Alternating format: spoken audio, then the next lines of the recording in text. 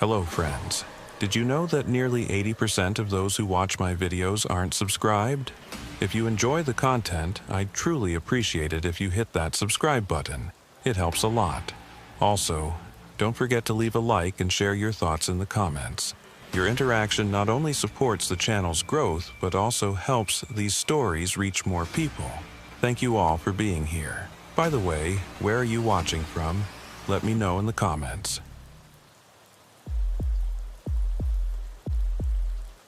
Sheriff Arden Kincaid had spent 17 years patrolling the fog-drenched coastline of Coos County, Oregon, where the Pacific Ocean crashed against jagged cliffs and ancient forests stood like silent witnesses to centuries of human passage.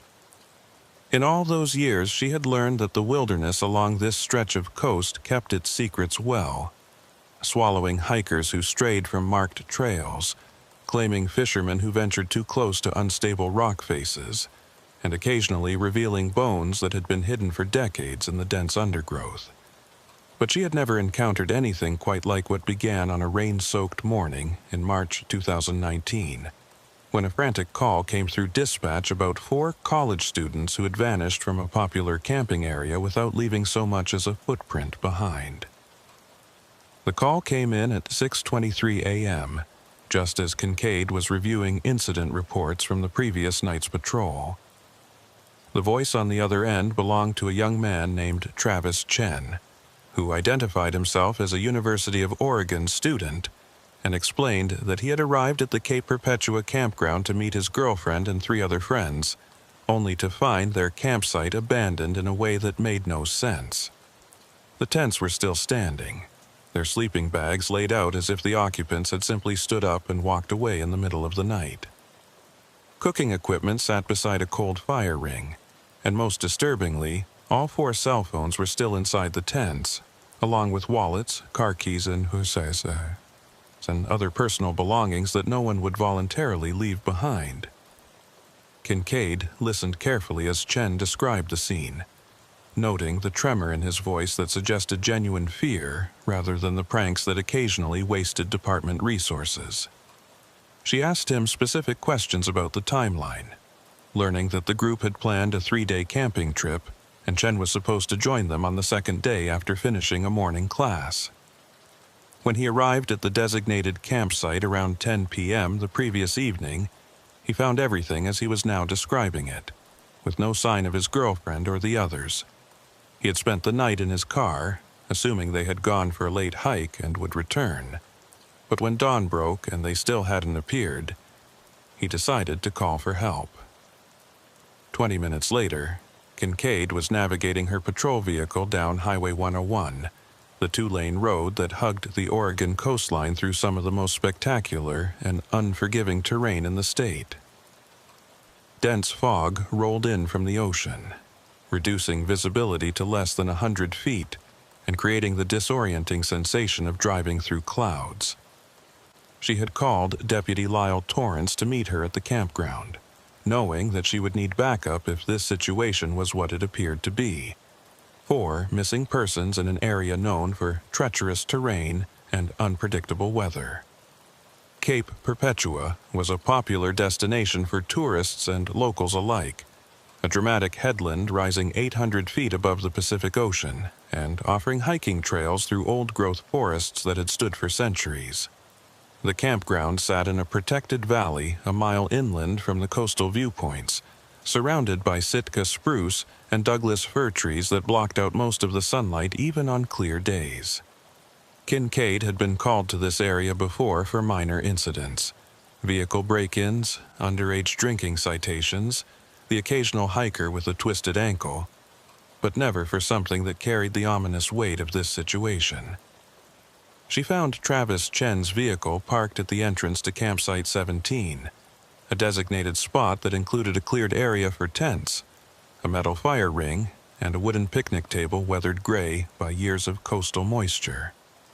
Chen himself was pacing beside his car, a thin young man in his early 20s wearing a University of Oregon sweatshirt and looking like he hadn't slept in 24 hours. As Kincaid pulled up, he immediately approached her vehicle, words spilling out in a rush of anxiety and confusion.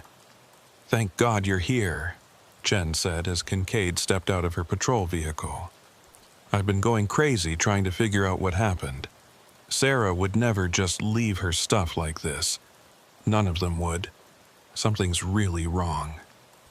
He gestured toward the campsite behind him, where Kincaid could see 3 tents arranged in a rough semicircle around a fire ring. Even from this distance, the scene had an unsettling quality. Too neat, too undisturbed, as if the occupants had simply evaporated into the foggy morning air. Kincaid retrieved her camera and evidence kit from the vehicle, then approached Chen with the calm demeanor that came from years of dealing with emergencies. "I need you to walk me through exactly what you found when you arrived last night," she said. "Don't touch anything, just show me what you saw." Chen nodded and led her toward the campsite, his hands shaking slightly as he pointed out the details that had alarmed him.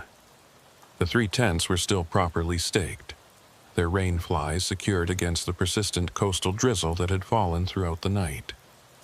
Inside the nearest tent, Kincaid could see 2 sleeping bags spread out side by side, a battery-powered lantern sitting between them, and 2 backpacks propped against the tent wall. Personal items were scattered in the casual way of campers who felt secure in their surroundings: a paperback novel, a water bottle, charging cables for the phones that still lay on top of the sleeping bags.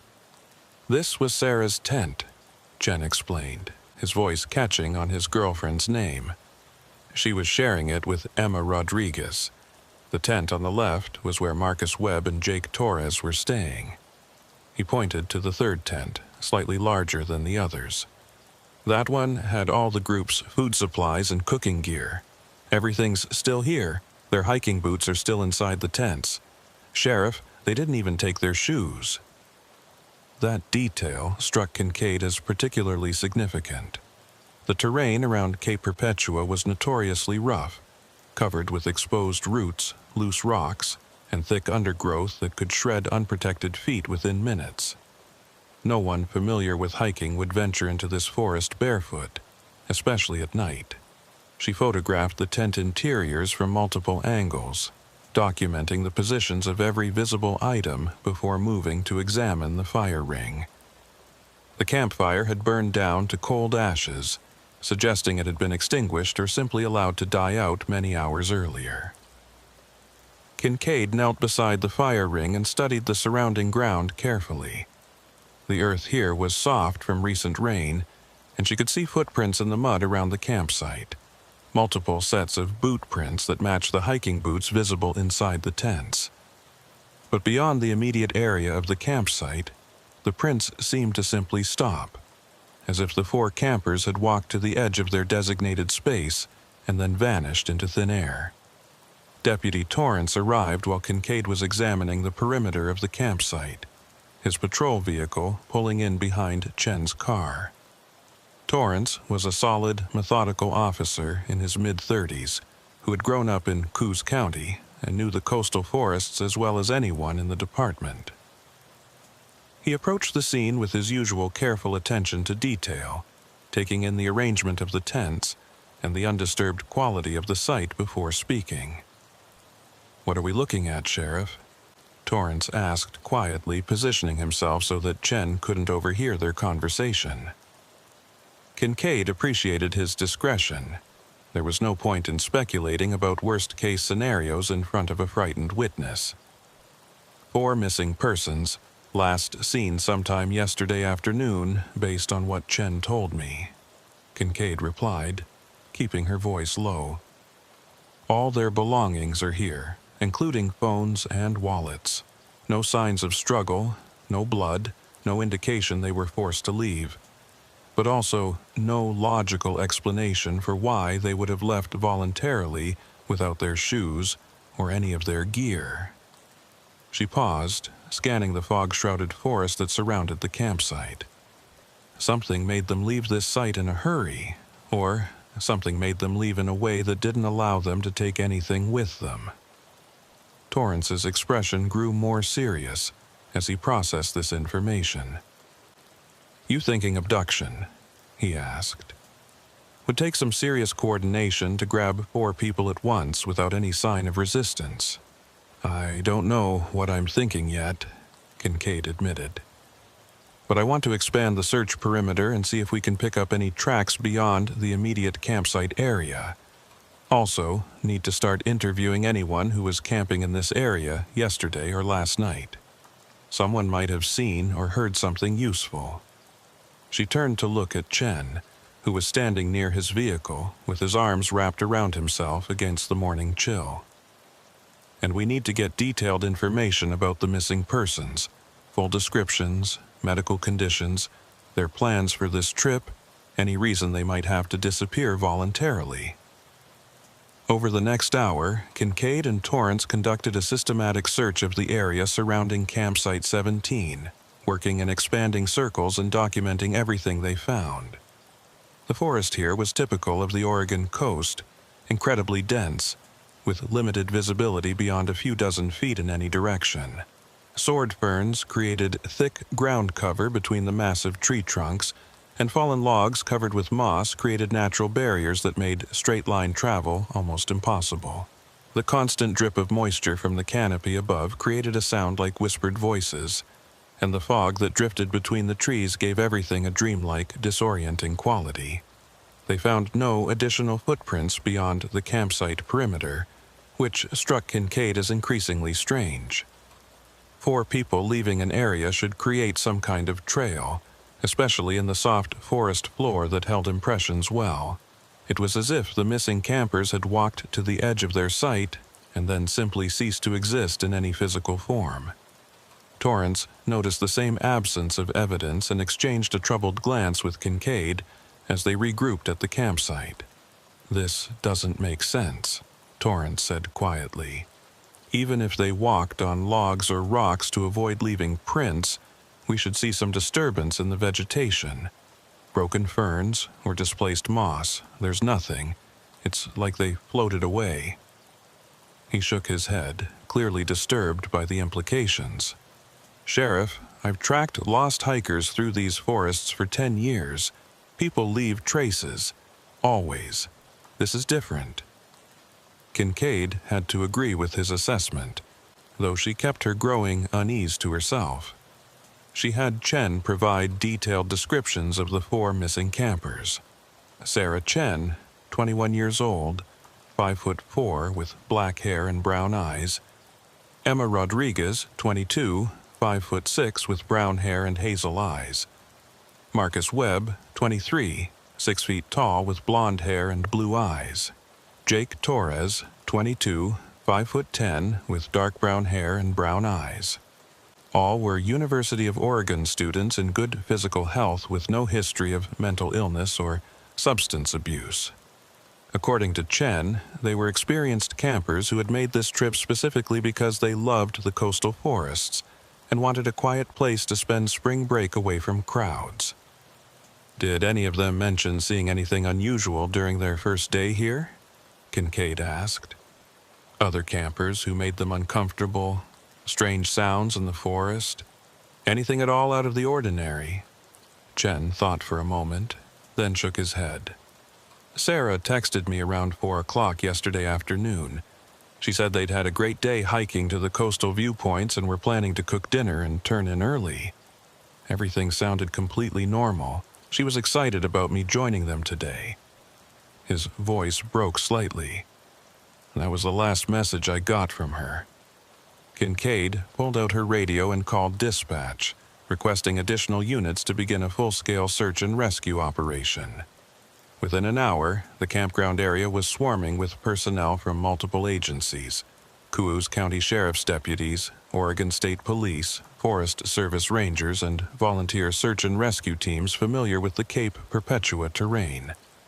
Search dogs were brought in to try to pick up the scent trails of the missing campers, but the dogs behaved strangely, refusing to leave the immediate area of the campsite and showing signs of distress that their handlers found unusual. "These dogs are trained to track in difficult conditions," explained handler Karen Briggs, a veteran of dozens of search operations in Oregon's wilderness areas. "I've never seen them refuse to pick up a scent like this. They're clearly smelling something that belonged to the missing people. I gave them items from the tents, but they won't follow any trail beyond this clearing. It's like the scent just stops. She looked troubled as she watched her German shepherd pacing nervously at the edge of the campsite, whining and pulling back toward the tents whenever Briggs tried to lead him into the forest. This isn't normal behavior, Sheriff. Something's got them spooked. By mid-afternoon, more than 50 searchers were combing the forests and coastal areas around Cape Perpetua, calling out the names of the missing campers and checking every ravine, cave, and hidden spot where someone might have fallen or taken shelter.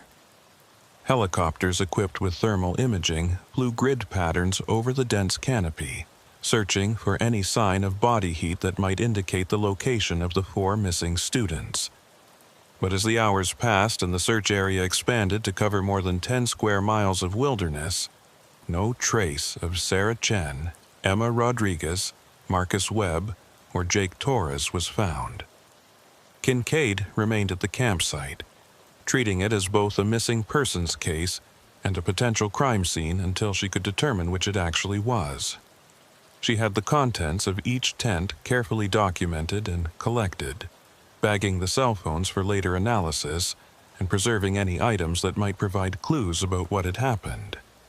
The phones themselves were all powered on but locked, requiring passwords that Chen didn't know. She would need to get warrants to access them, a process that would take time even with the urgency of the situation. As evening approached and the fog grew thicker, transforming the forest into an impenetrable gray wall, Kincaid made the decision to suspend active searching until morning. The terrain was too dangerous to navigate at night, and the fog made it nearly impossible to see more than a few feet ahead. Search teams were instructed to return at first light, and temporary lighting was set up around the campsite to preserve it overnight. Kincaid assigned Deputy Torrance to remain on scene, ensuring that no one disturbed the area before forensic teams could conduct a more thorough examination in the morning. Before leaving for the night, Kincaid walked the perimeter of the campsite one final time, her flashlight cutting through the fog to illuminate the massive tree trunks and dense undergrowth. The forest at night had an oppressive quality, with sounds that seemed to come from nowhere and everywhere at once. The drip of moisture, the rustle of unseen animals, the distant crash of waves against coastal rocks. She tried to imagine what might have caused 4 experienced campers to leave this site without any of their belongings, but every scenario she constructed seemed to have fatal flaws. Abduction seemed unlikely without any signs of struggle. Getting lost seemed impossible when they hadn't taken their boots or any navigation equipment. A medical emergency might explain one person leaving quickly, but not all 4 simultaneously. As she stood at the edge of the campsite, staring into the fog-shrouded forest, Kincaid felt a creeping sense of unease that had nothing to do with the cold or the approaching darkness. Something about this place felt wrong in a way she couldn't quite articulate. The forest seemed too quiet, the fog too thick, the absence of any trace of the missing campers too complete. In her years of law enforcement, she had developed an instinct for when a situation was merely unfortunate and when it was actively dangerous. This situation felt dangerous, though she couldn't explain why or what the danger might be.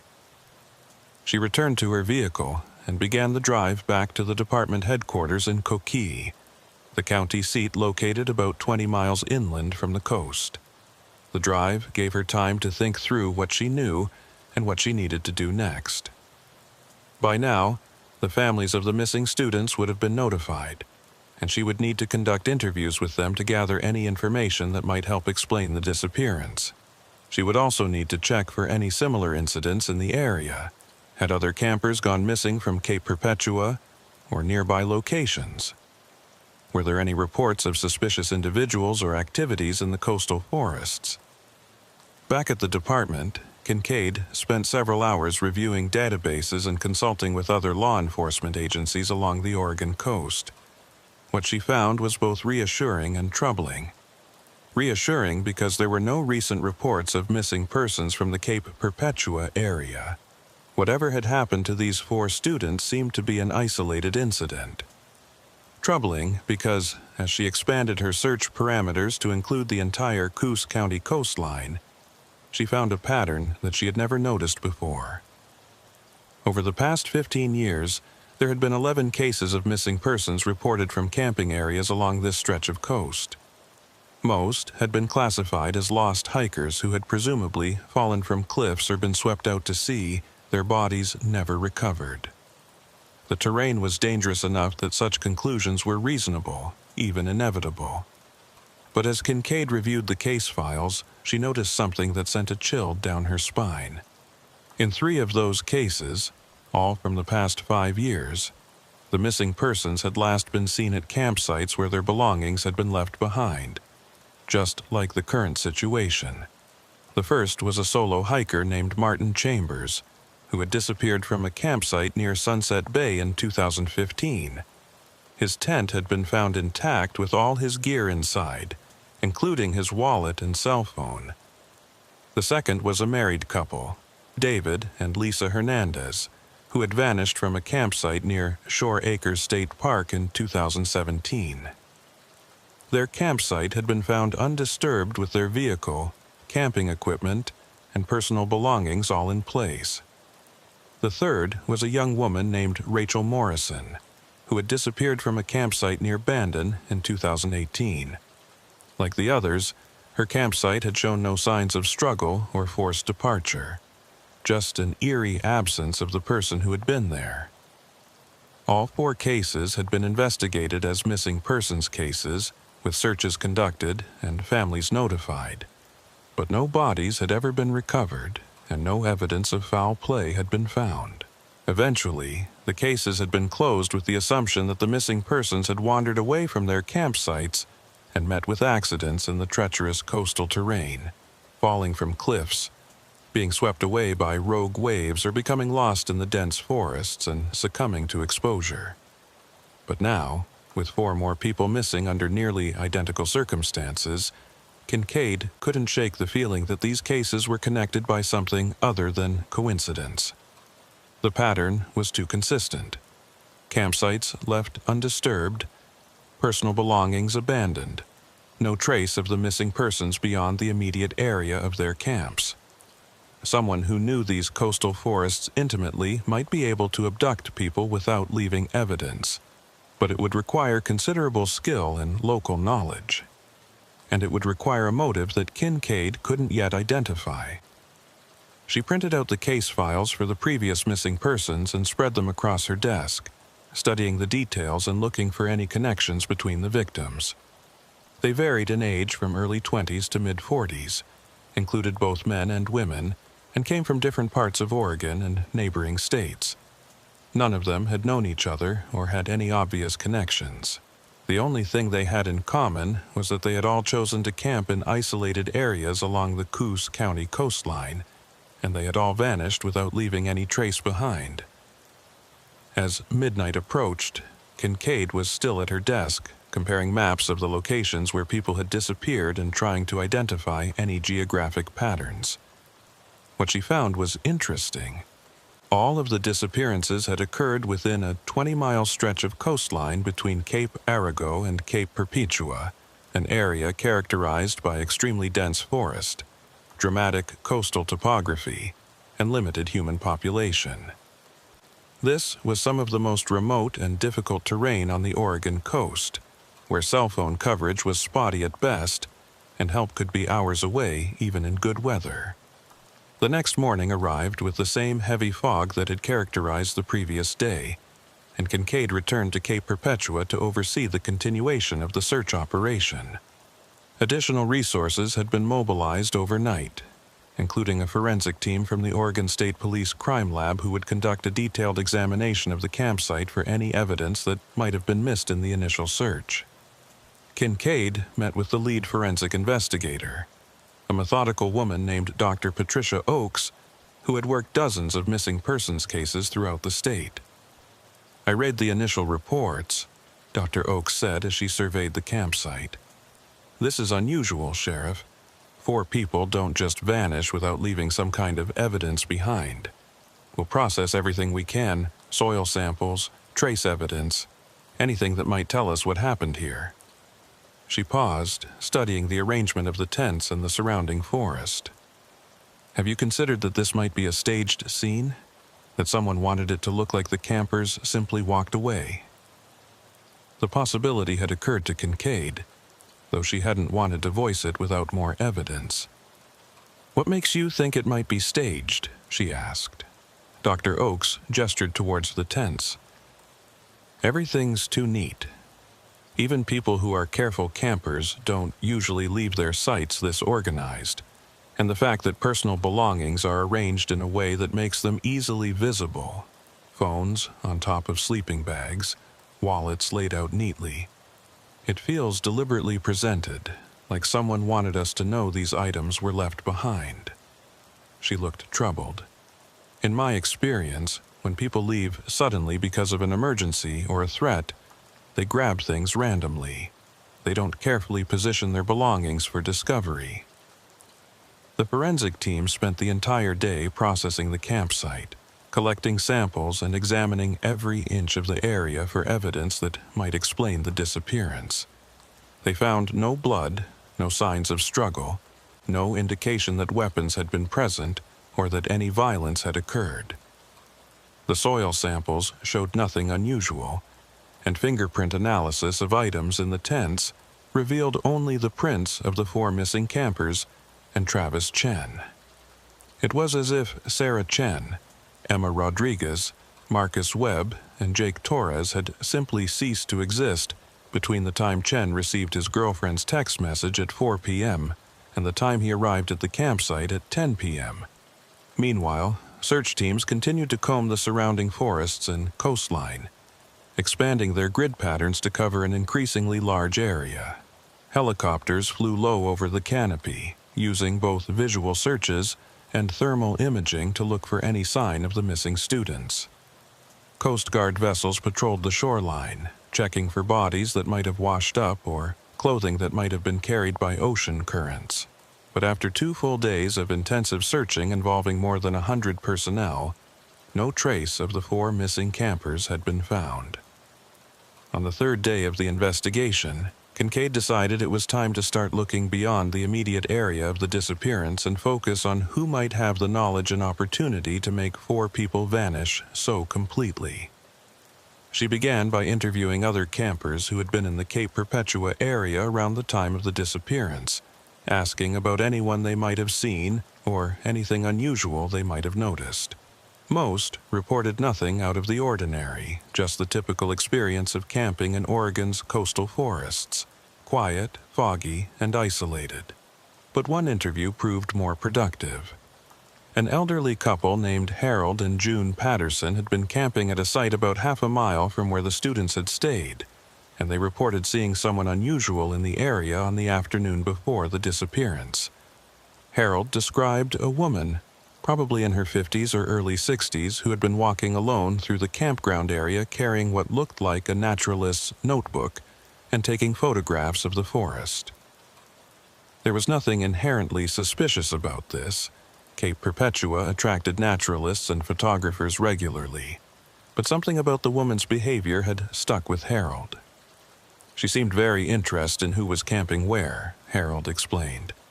I saw her walking past our site twice, and both times she was looking at the occupied campsites more than she was looking at the forest. And when I said hello to her, just being friendly, she barely acknowledged me and kept walking. Most people on these trails are pretty sociable, especially the locals. This woman acted like she didn't want to be noticed or remembered. He paused, thinking. Also, she wasn't dressed like a typical day hiker. She had serious hiking boots, the kind you use for rough terrain, and she was carrying a large backpack that looked heavy, like she had significant supplies with her.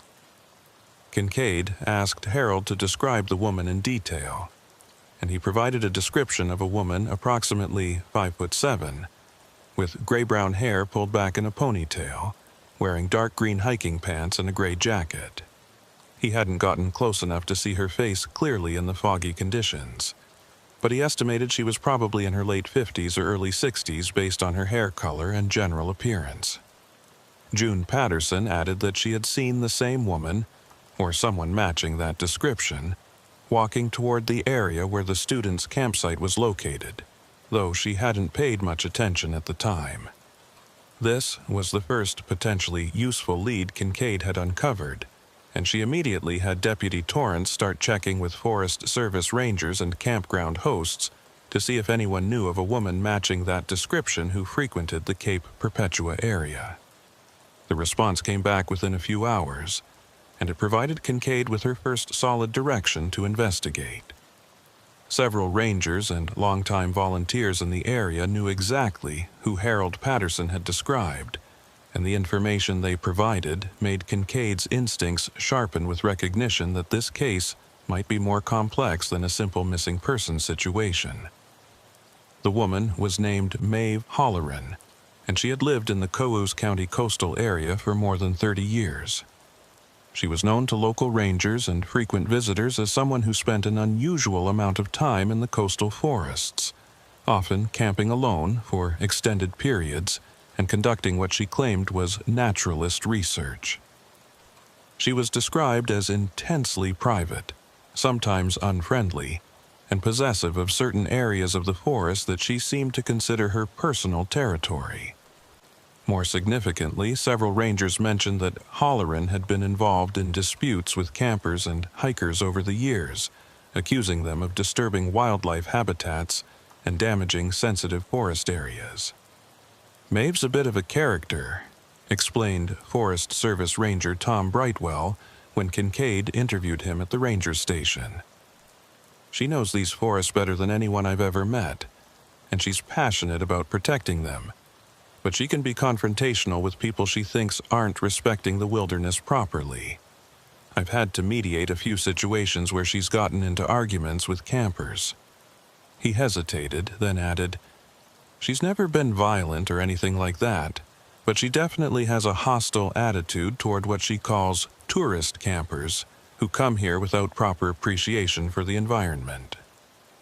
Kincaid asked for Holleran's address and any information about her background. What she learned was intriguing and potentially concerning.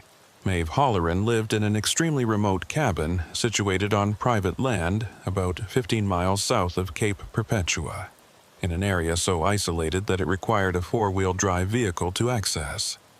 She had purchased the property in 1989 and had lived there alone ever since, supporting herself through freelance naturalist photography and occasional writing for outdoor magazines. She had no criminal record, but there were numerous complaints on file from campers and hikers who had encountered her in the forests and found her behavior threatening or disturbing.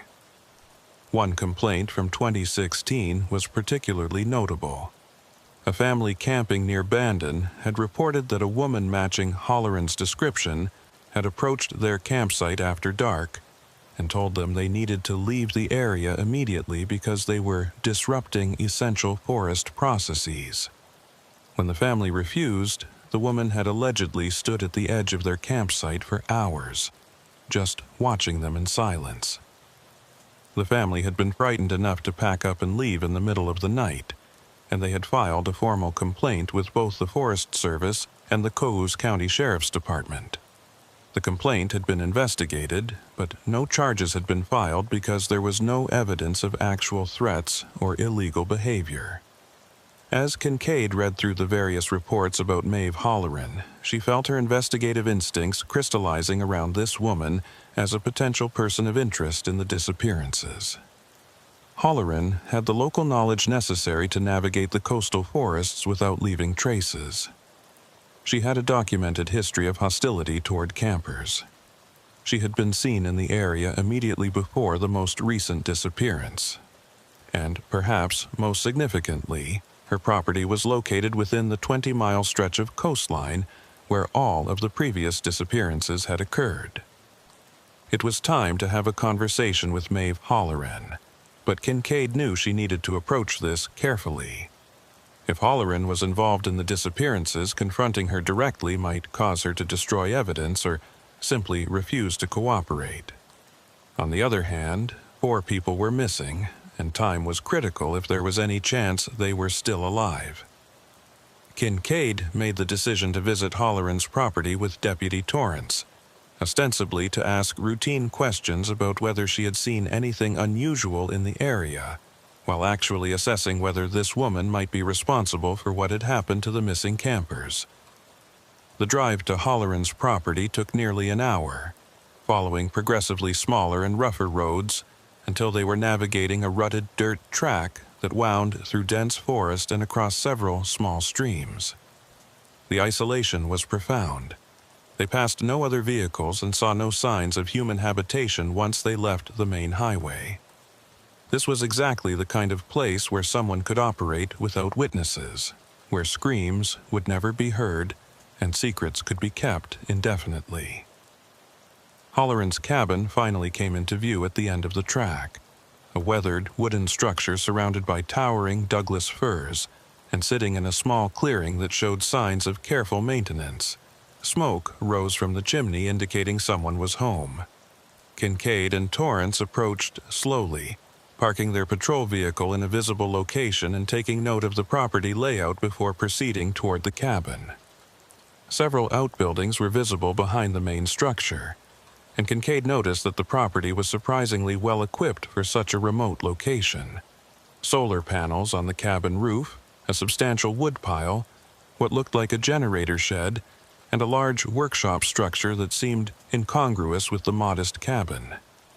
Before they could reach the front door, it opened, and Maeve Halloran stepped out onto the porch. She matched the description Harold Patterson had provided, a woman in her late 50s or early 60s with gray-brown hair, wearing practical outdoor clothing and carrying herself with a confident, almost aggressive posture. Her expression, as she looked at the 2 sheriff's deputies, was not welcoming, but neither was it particularly alarmed, which Kincaid found interesting. Most people in remote areas were either friendly toward law enforcement visitors or nervous about why police had come to their property. Halloran seemed neither, just coldly evaluative. "You're on private property," Halloran said without preamble, her voice carrying clearly across the clearing. "Unless you have a warrant, I'd appreciate it if you'd leave." It was not the greeting Kincaid had expected, and it immediately put her on alert. She stopped at a respectful distance from the porch and identified herself and Deputy Torrance, explaining that they were investigating the disappearance of 4 campers from Cape Perpetua and were interviewing people who might have information about unusual activity in the area. "I don't have any information," Halloran replied flatly. "I mind my own business and I expect others to do the same. Now, if there's nothing else, I have work to do." She started to turn back toward her cabin, clearly intending to dismiss them without any further conversation. Kincaid knew she needed to establish some level of cooperation without causing Halloran to completely shut down. "Ms. Halloran, 4 people are missing, and their families are desperate for any information that might help us find them," Kincaid said, keeping her tone professional but firm. "We understand you spend a lot of time in the coastal forests and know the area extremely well. Even if you didn't see anything specific, your knowledge of the terrain might help us focus our search efforts more effectively. We're just asking for a few minutes of your time." Halloran turned back to face them, and her expression was unreadable. She seemed to be weighing something in her mind, calculating whether cooperation or continued resistance would serve her interests better. Finally, she descended from the porch and approached to within about 10 feet of where Kincaid and Torrance stood, though she maintained a careful distance that kept her out of easy reach. Up close, Kincaid could see that Halloran was probably stronger than her age might suggest, with the lean, muscled build of someone who spent most of their time doing physical labor outdoors. "What do you want to know?" Halloran asked, her tone suggesting that she was granting a favor rather than cooperating with a law enforcement investigation. Kincaid ran through the basic questions. Had Halloran been in the Cape Perpetua area 2 days ago? Had she seen the 4 missing campers, or noticed anything unusual? Did she have any theories about what might have happened to them? To each question, Halloran provided minimal responses. Yes, she had been hiking in that area. No, she hadn't specifically noticed the 4 campers Kincaid described. No, she had no idea what might have happened to them. The answers were technically cooperative, but devoid of useful information. Deputy Torrance tried a different approach. Ms. Halloran, we've heard from several people that you're very protective of these forests, and sometimes confront campers you think aren't being respectful of the environment. Did you have any interactions with campers at Cape Perpetua that day? It was a more direct question that bordered on accusation, and Kincaid saw Halloran's expression harden in response.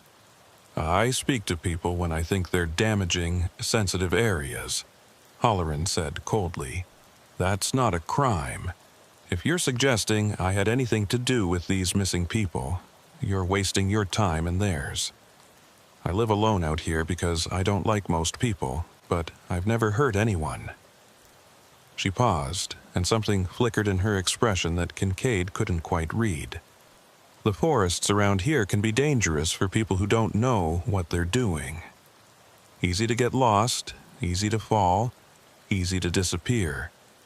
Maybe those campers just learned that lesson the hard way. There was something in the way Halloran said those last words that made Kincaid's instincts spike with warning. It wasn't quite a confession, and it wasn't quite a threat, but it carried an undercurrent of knowledge that seemed significant. Before Kincaid could press further, Halloran stepped back and announced that she had answered enough questions and wanted them to leave her property. Kincaid knew she couldn't force the issue without probable cause to detain or arrest Halloran, so she thanked the woman for her time and walked back to the patrol vehicle with Torrance. As they drove away from the isolated cabin, Torrance voiced what Kincaid was thinking. She knows something, Sheriff. I'd bet my badge on it. The way she talked about the forests being dangerous, and that comment about people disappearing, that wasn't random. She was telling us something without actually telling us. Kincaid agreed, but she also knew they needed more than suspicion and instinct to move forward. They needed evidence, and preferably, they needed to find the missing campers before this situation became a recovery operation instead of a rescue. She decided to request surveillance on Halloran's property, while continuing the search for the 4 missing students. If Halloran was involved in the disappearances, eventually she would make a mistake, or lead them to evidence that would allow Kincaid to obtain search warrants for the property. What Kincaid didn't know as they drove back toward the main highway was that Maeve Halloran was already making preparations for the eventuality that law enforcement would return with more authority and fewer restrictions. And the secret that Halloran had been protecting for 3 decades in the isolation of Oregon's coastal forests was far darker and more disturbing than Kincaid could yet imagine.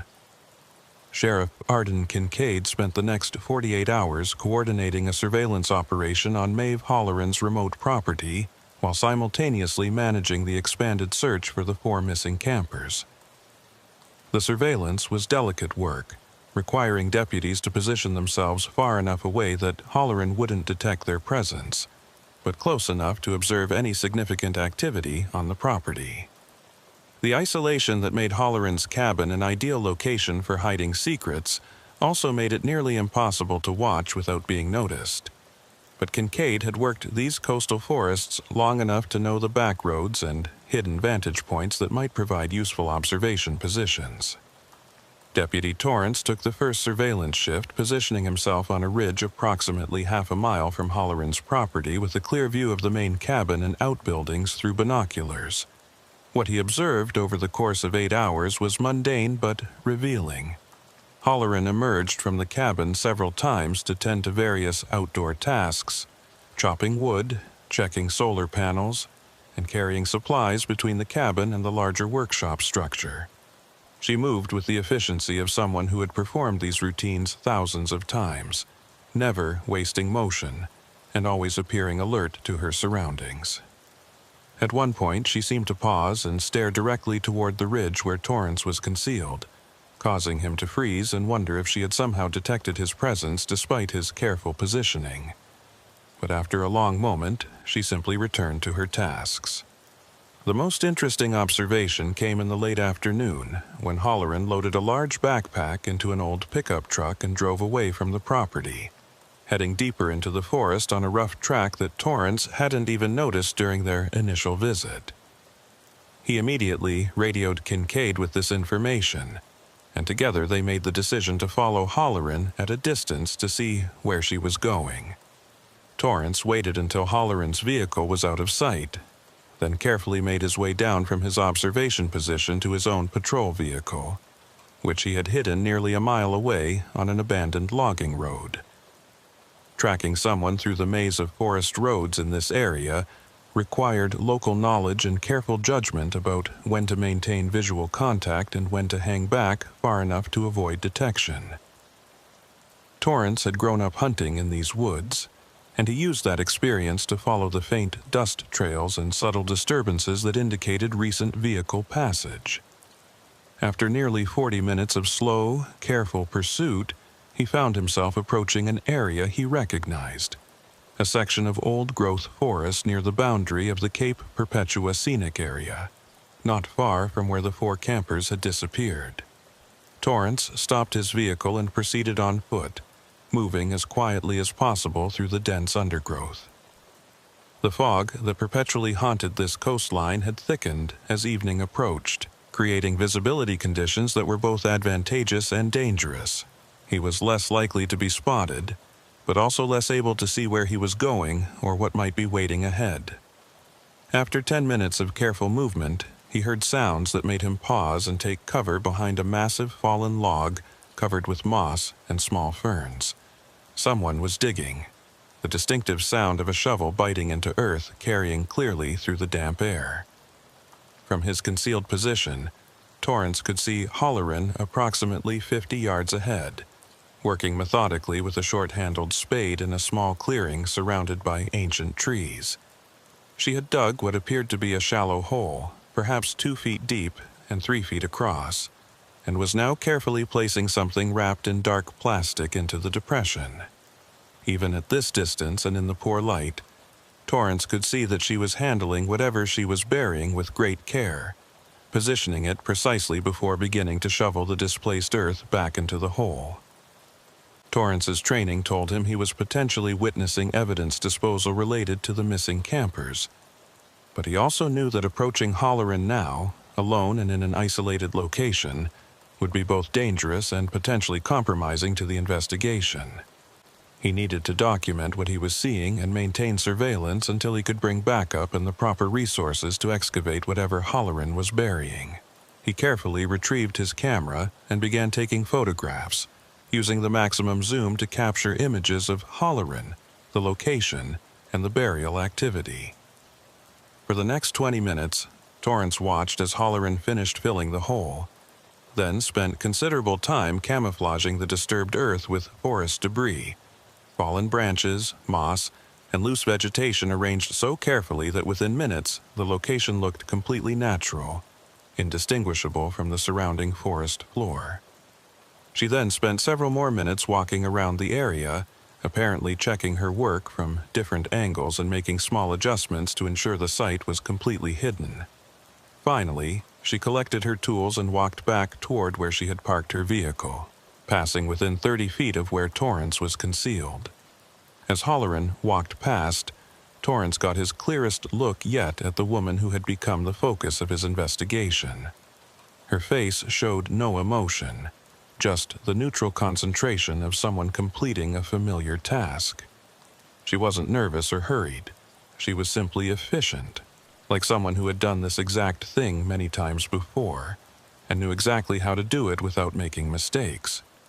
That chilling competence made Torrance's skin crawl with the realization that they might be dealing with something far worse than a single incident of missing campers. Once Halloran's vehicle had departed and enough time had passed to ensure she wasn't returning, Torrance carefully approached the location where she had been digging. Even knowing exactly where to look, he had difficulty identifying the precise spot where the burial had occurred. Halloran's camouflage work was extraordinarily effective. He marked the location using GPS coordinates and took extensive photographs from multiple angles, documenting the surrounding trees and landmarks that would allow them to return to this exact spot with excavation equipment. He reported his observations to Sheriff Kincaid, who immediately began the process of obtaining a search warrant for both the burial site and Halloran's property. The photographs and Torrance's testimony about watching Halloran bury something in the forest provided probable cause, but Kincaid knew that the warrant process would take time, potentially several hours, even with a judge who understood the urgency. In the meantime, she assigned additional deputies to maintain surveillance on both the burial site and Halloran's cabin, ensuring that no one disturbed either location before they could be properly searched. While waiting for the warrant to be approved, Kincaid made a decision that would prove crucial to understanding the full scope of what had been happening in the coastal forests of Coos County. She returned to the department archives and pulled every unsolved missing persons case from the past 30 years, the entire period during which Maeve Halloran had lived in the area. What she found was both shocking and horrifying in its implications. In addition to the 11 cases she had already identified from the past 15 years, there were another 17 missing persons cases from the 15 years before that, a total of 28 people who had disappeared from the coastal forests of Coos County since 1989, when Halloran had first purchased her isolated property. Not all of these cases fit the pattern of campers vanishing from undisturbed campsites. Some were hikers who had simply failed to return from day trips. Others were individuals who had gone into the forest alone and never been seen again. But the sheer number of disappearances was staggering when viewed as a whole, and the geographic concentration within that 20-mile stretch of coastline became impossible to dismiss as coincidence. Kincaid created a detailed map plotting the location of every disappearance, using different colored pins to indicate the year each person had vanished. The resulting visualization was chilling. A dense cluster of pins concentrated in the forests between Cape Arago and Cape Perpetua, with Maeve Halloran's property sitting almost exactly in the center of the cluster. The pattern suggested not just a single predator operating in a defined territory, but a predator who had been operating successfully for 3 decades, taking victims with such skill that each disappearance had been investigated and closed as an individual tragedy, rather than recognized as part of a larger criminal pattern. The search warrant was approved at 11:47 p.m., authorizing law enforcement to excavate the burial site and search Halloran's property for evidence related to the missing campers. Kincaid assembled a team that included Deputy Torrance, 4 additional deputies, 2 forensic investigators from the Oregon State Police Crime Lab, and a cadaver dog unit. They would execute the search at dawn, beginning with the burial site to preserve evidence before Halloran could potentially become aware of their activities and attempt to interfere. The team gathered in the darkness at a staging area several miles from the burial site, reviewing the operation plan and ensuring everyone understood their roles. The fog was particularly thick that night, reducing visibility to less than 20 feet and creating an oppressive atmosphere that seemed to amplify every sound. Kincaid briefed the team on the situation, emphasizing that they were potentially dealing with a suspect who had extensive knowledge of the terrain and who might be dangerous if confronted. She also reminded them that 4 people were still missing and might be alive somewhere, making speed essential but also requiring careful attention to any evidence that might lead to their location. As dawn broke with its usual reluctance in the coastal fog, the team moved into position around the burial site. The forensic investigators began their work, while deputies established a perimeter to ensure privacy and security.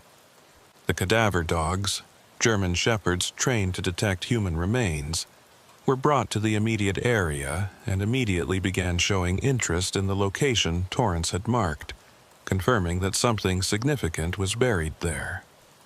The excavation proceeded with painstaking care, the forensic team removing earth one careful layer at a time and screening every shovelful for potential evidence. Within 30 minutes, they uncovered the dark plastic bundle that Torrance had seen Halloran bury. The package was carefully removed and photographed in place before being opened under the supervision of Dr. Patricia Oakes, the lead forensic investigator. What they found inside was not what anyone had expected. The plastic wrapping contained not human remains but a collection of personal items: wallets, driver's licenses, cell phones, jewelry, watches, and other belongings that clearly had been taken from multiple different people over an extended period of time.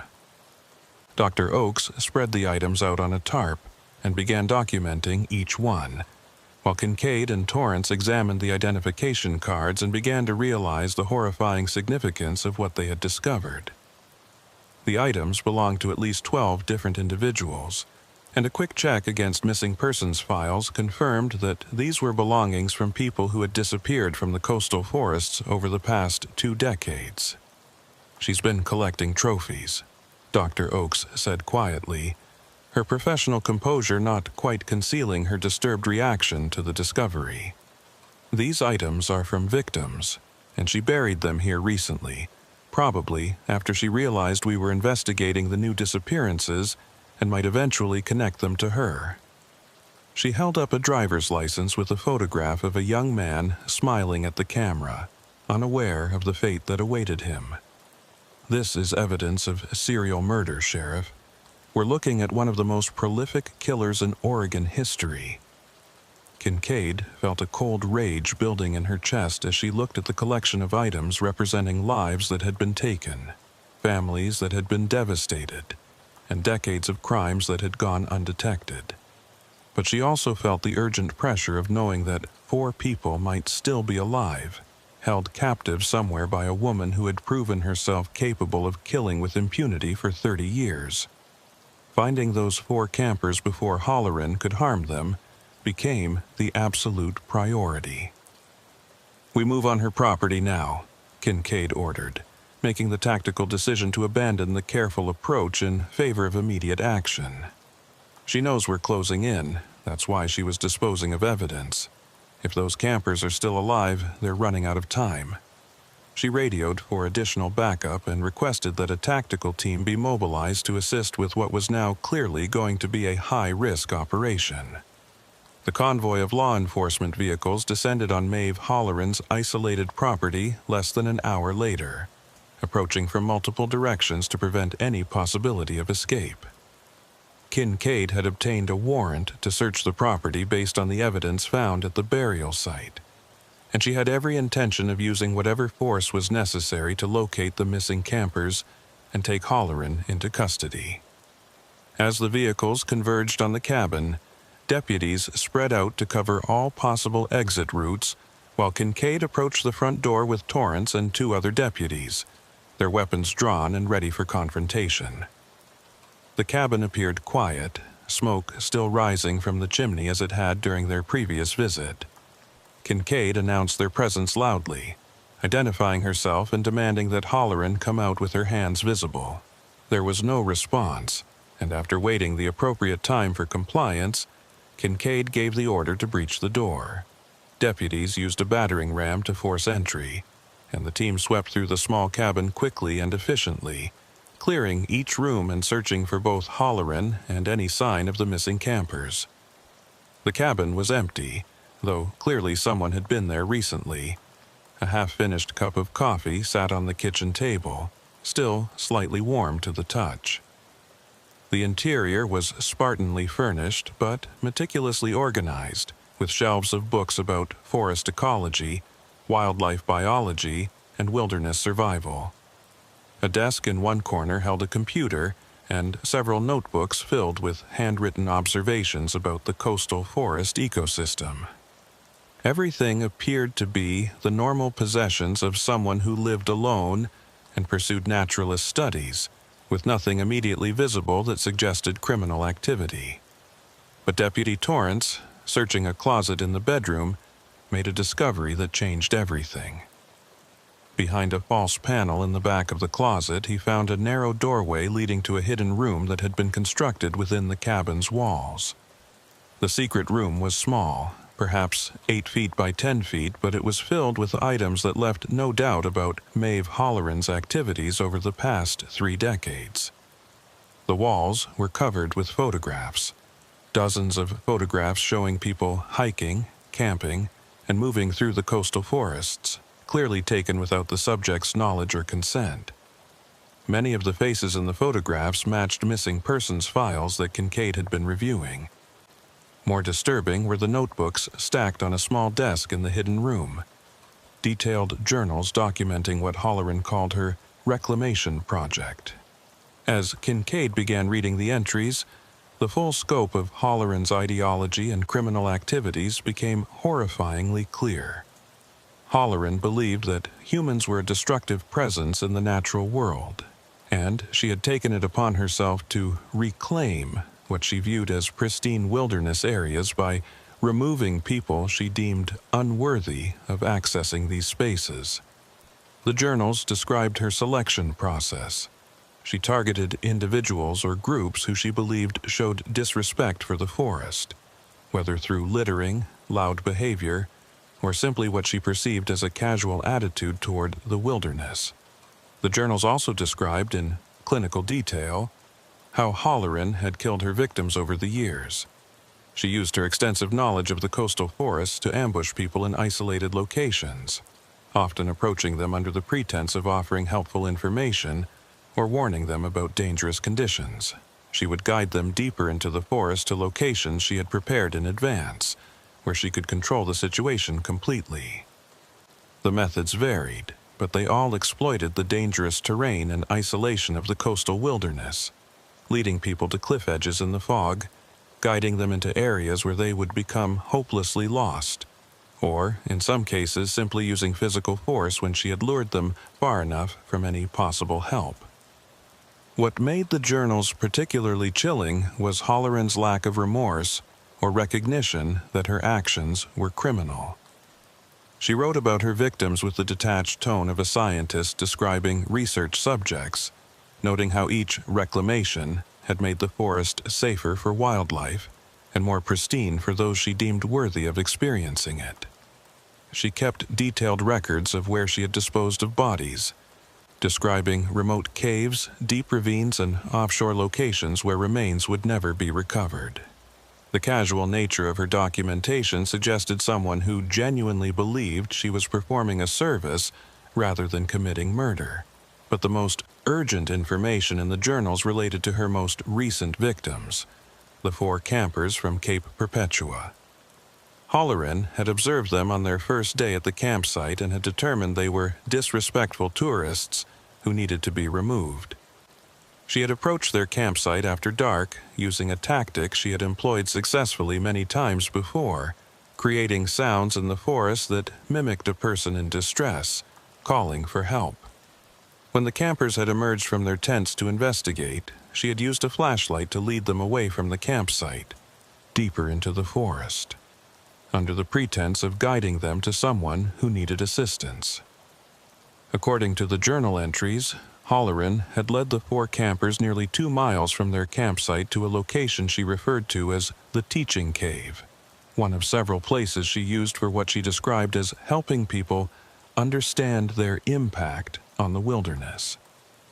The journal didn't explicitly describe what happened in these locations, but the implication was clear and horrifying. Most significantly, the journal entry was dated 2 days earlier, and there was no indication that Holleran had yet completed what she called the reclamation process for these particular victims. This suggested the possibility that the 4 campers might still be alive, held somewhere in this teaching cave, while Holleran decided their ultimate fate. "We need to find this cave immediately," Kincaid said urgently, studying the journal entries for any indication of its location. Halloran had been careful not to include specific coordinates or directions in her writings, referring to the various locations she used only by names that meant something to her, but would be meaningless to anyone else. The teaching cave could be anywhere in the thousands of acres of coastal forest and cliff formations that characterize this area. The search of the property continued with increased urgency. Teams of deputies and forensic investigators combing through every outbuilding and searching for any maps, GPS devices, or other materials that might indicate the locations Halloran had used for her crimes.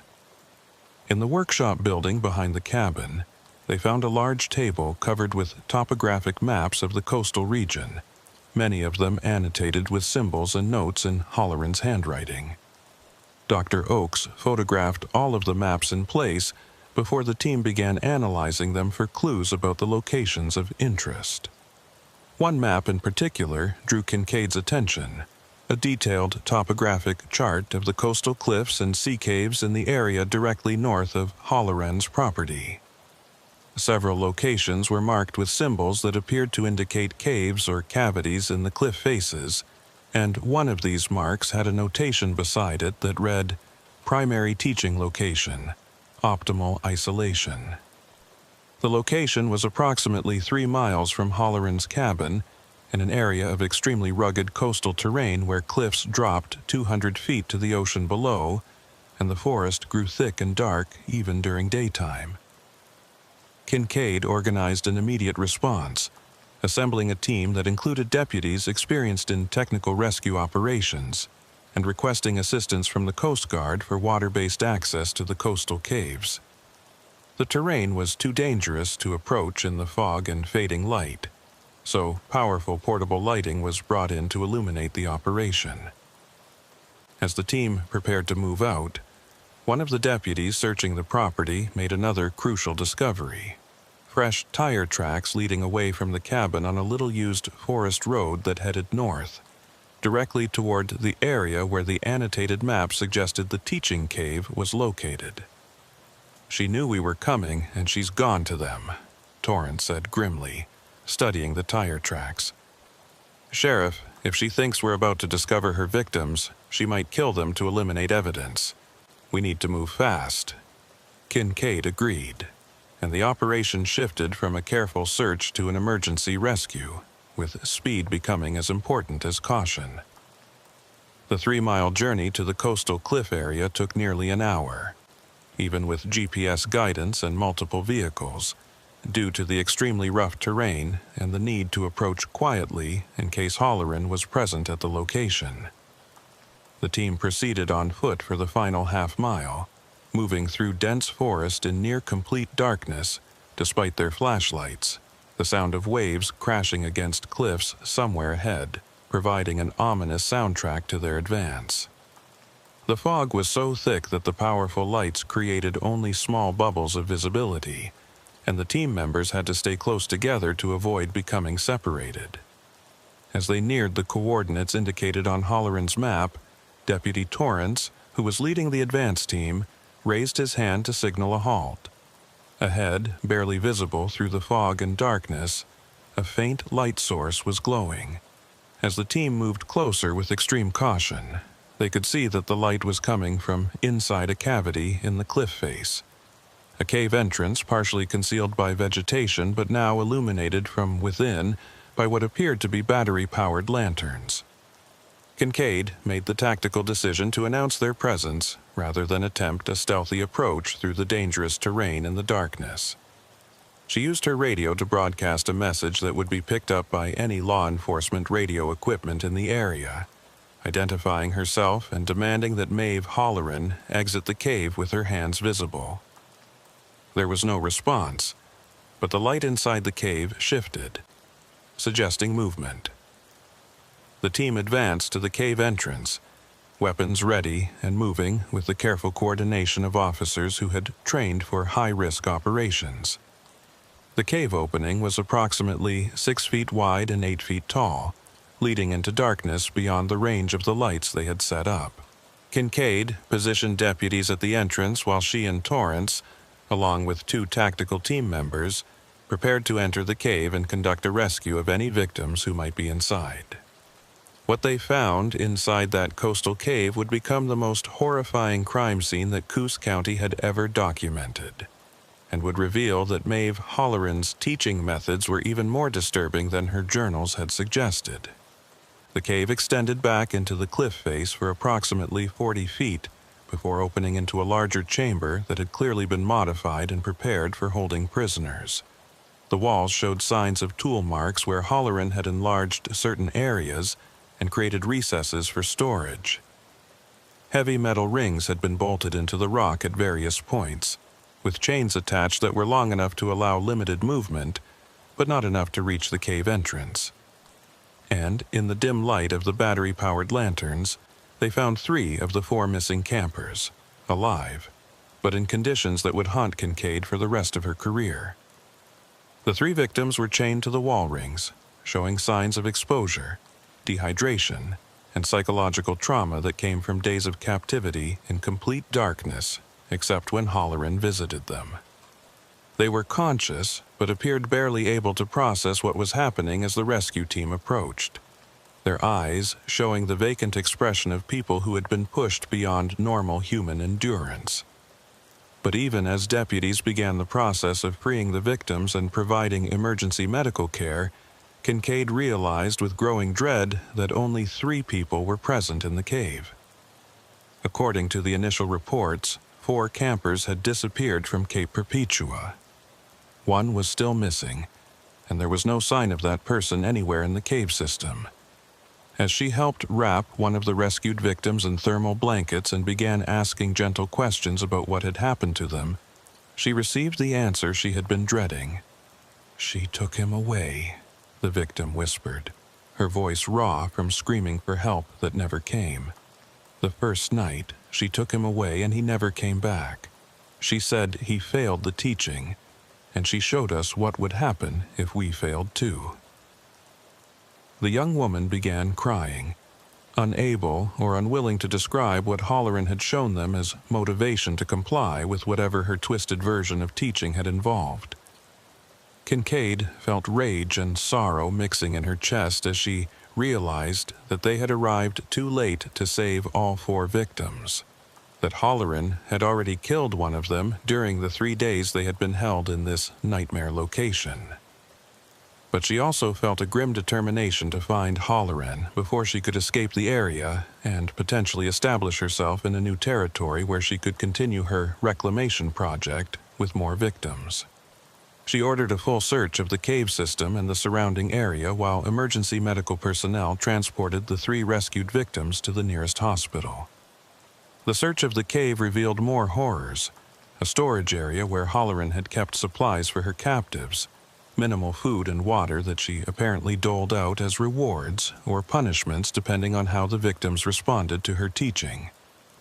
There were also journals and notebooks describing the psychological techniques she used to break down her victims' resistance and force them to acknowledge their supposed crimes against the wilderness. The level of planning and preparation evident in the cave setup suggested that Holleran had been using this location for years, refining her methods with each group of victims she brought here. But Maeve Holleran herself was nowhere to be found. Despite an intensive search of the area that continued through the night and into the next day, she had vanished into the coastal forests as completely as her victims once had. The old pickup truck that deputies had tracked to the area was found abandoned a mile from the cave, and tracking dogs were unable to follow her scent trail beyond a small creek that might have allowed her to move through the water without leaving traces. As dawn broke on what had been one of the longest nights of Kincaid's career, she stood at the entrance to the cave and looked out over the fog-shrouded forest, knowing that somewhere in that vast wilderness, a predator who had killed more than 24 people over 3 decades was still at large, still free to continue her twisted mission of protecting the forests from those she deemed unworthy. The rescue of 3 victims and the discovery of Holleran's crimes was a success by any measure. But it was incomplete success, haunted by the knowledge that justice had not yet been fully served. The 3 rescued campers were hospitalized and would require extensive physical and psychological treatment to recover from their ordeal. Interviews with them would eventually provide detailed information about Halloran's methods and ideology, helping authorities understand the mind of someone who could justify serial murder as environmental protection. But those interviews would also reveal that Halloran had spoken often about her future plans, about other areas of wilderness that needed her protection, suggesting that her disappearance was not an ending, but a relocation to continue her work somewhere beyond the reach of Coos County law enforcement. For Sheriff Arden Kincaid, the case would remain open indefinitely, a constant reminder that even in the small, close-knit communities of rural Oregon, evil could flourish in isolation for decades before being discovered. And in the fog-drenched coastal forests where she had spent her entire career, there would always be the unsettling knowledge that Maeve Halloran might be watching from the shadows, waiting for the attention to fade so she could return to the wilderness she believed she was protecting through murder. 3 weeks after the rescue of the survivors from Maeve Halloran's coastal cave, Sheriff Arden Kincaid found herself standing in the morgue of Bay Area Hospital in Coos Bay, staring down at remains that had been recovered from one of the locations marked in Halloran's journals. The body had been found in a deep ravine 15 miles south of Cape Perpetua, exactly where Halloran's meticulous notes had indicated she had disposed of a victim she identified only as the Loud One from summer 2 seasons past. The forensic anthropologist working on the case had determined that the remains belonged to a male in his mid-20s, and dental records had confirmed what Kincaid had already suspected from the description. This was one of the 4 campers who had disappeared from Cape Perpetua, the one who hadn't survived Halloran's twisted teaching process.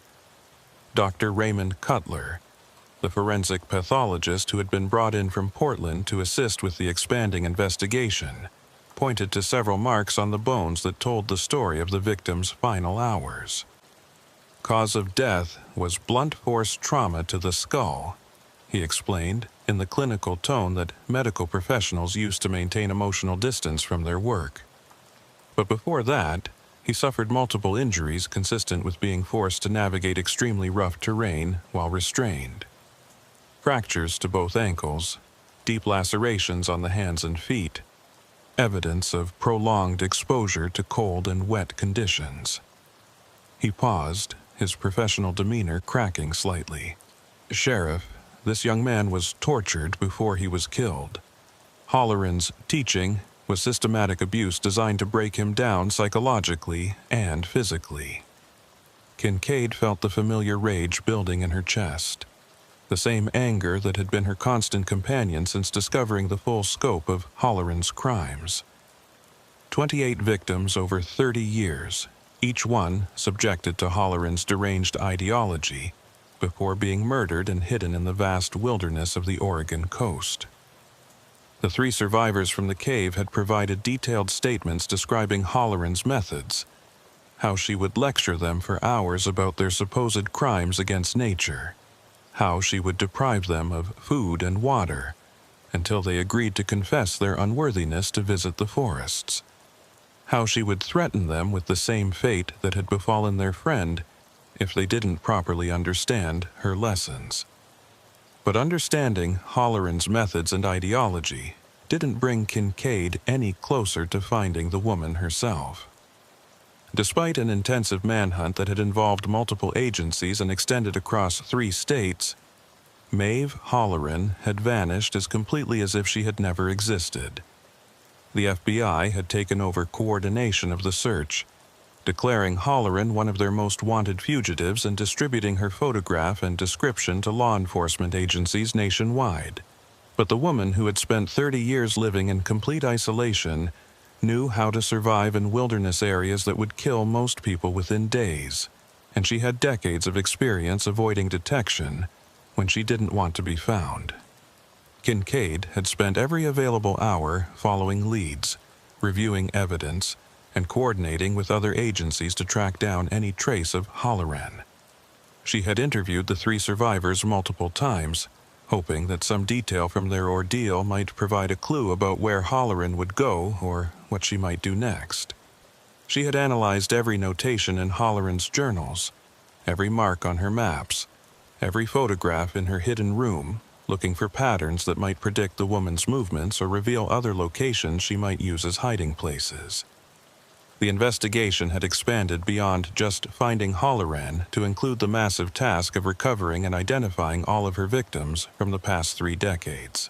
Deputy Torrance was leading teams to the locations marked in Halloran's journals, using ground-penetrating radar, cadaver dogs, and expert search teams to locate remains that had been hidden for years or even decades. Each recovery was a grim reminder of how long Halloran had operated with impunity, and each identification brought closure to families who had spent years wondering what had happened to their loved ones. But for Kincaid, the most frustrating aspect of the investigation was the growing realization that Halloran had been planning her eventual escape for years, possibly decades.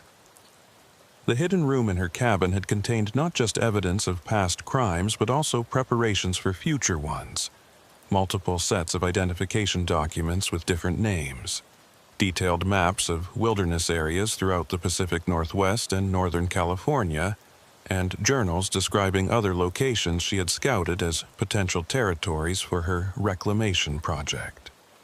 The woman had clearly anticipated that she might someday need to relocate her operations, and she had prepared accordingly.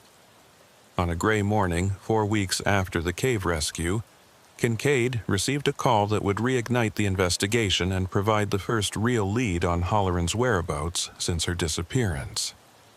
A sheriff's deputy in Josephine County, Oregon, nearly 200 miles south of Coos County, had responded to a report of a suspicious person camping illegally on private land near the town of Cave Junction.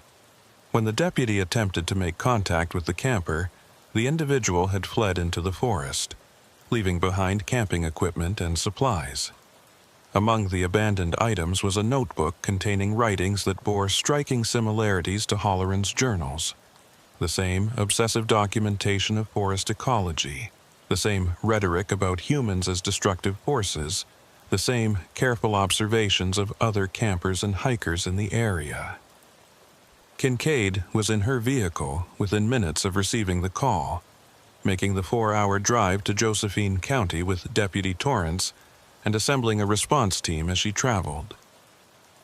The Josephine County Sheriff's Department had secured the abandoned campsite and was conducting a search of the surrounding area, but the forest terrain in this region was even more rugged and remote than the coastal forests of Coos County, offering countless hiding places for someone with Halloran's survival skills. When Kincaid arrived at the scene, she met with Josephine County Sheriff Dale Pritchard, a weathered veteran of rural law enforcement who had worked the southern Oregon wilderness for more than 20 years. Pritchard led her to the abandoned campsite, a carefully concealed location beneath a rock overhang that would have been invisible to anyone not specifically searching for it. The setup was minimal but efficient. A small tent, sleeping bag, cooking equipment, and several days' worth of food supplies. But it was the notebook that captured Kincaid's attention. A spiral-bound journal filled with handwriting she recognized immediately as Maeve Halloran's distinctive script. "She's been here for at least a week, maybe longer," Pritchard explained, as Kincaid carefully examined the notebook without touching it, preserving it as evidence. "My deputy said she looked like she was in her 50s or 60s. Gray hair matched the description from your bolo. She was watching a group of hikers on the Illinois River Trail when he approached, and she ran the moment she saw his uniform." He gestured toward the dense forest that surrounded the campsite. "This country is some of the most remote in Oregon. Thousands of acres of wilderness, cave systems, old mining claims. She could hide out here indefinitely if she knows what she's doing." Kincaid read through the notebook entries, each one confirming what she had feared. Halloran hadn't fled to escape justice or hide from pursuit.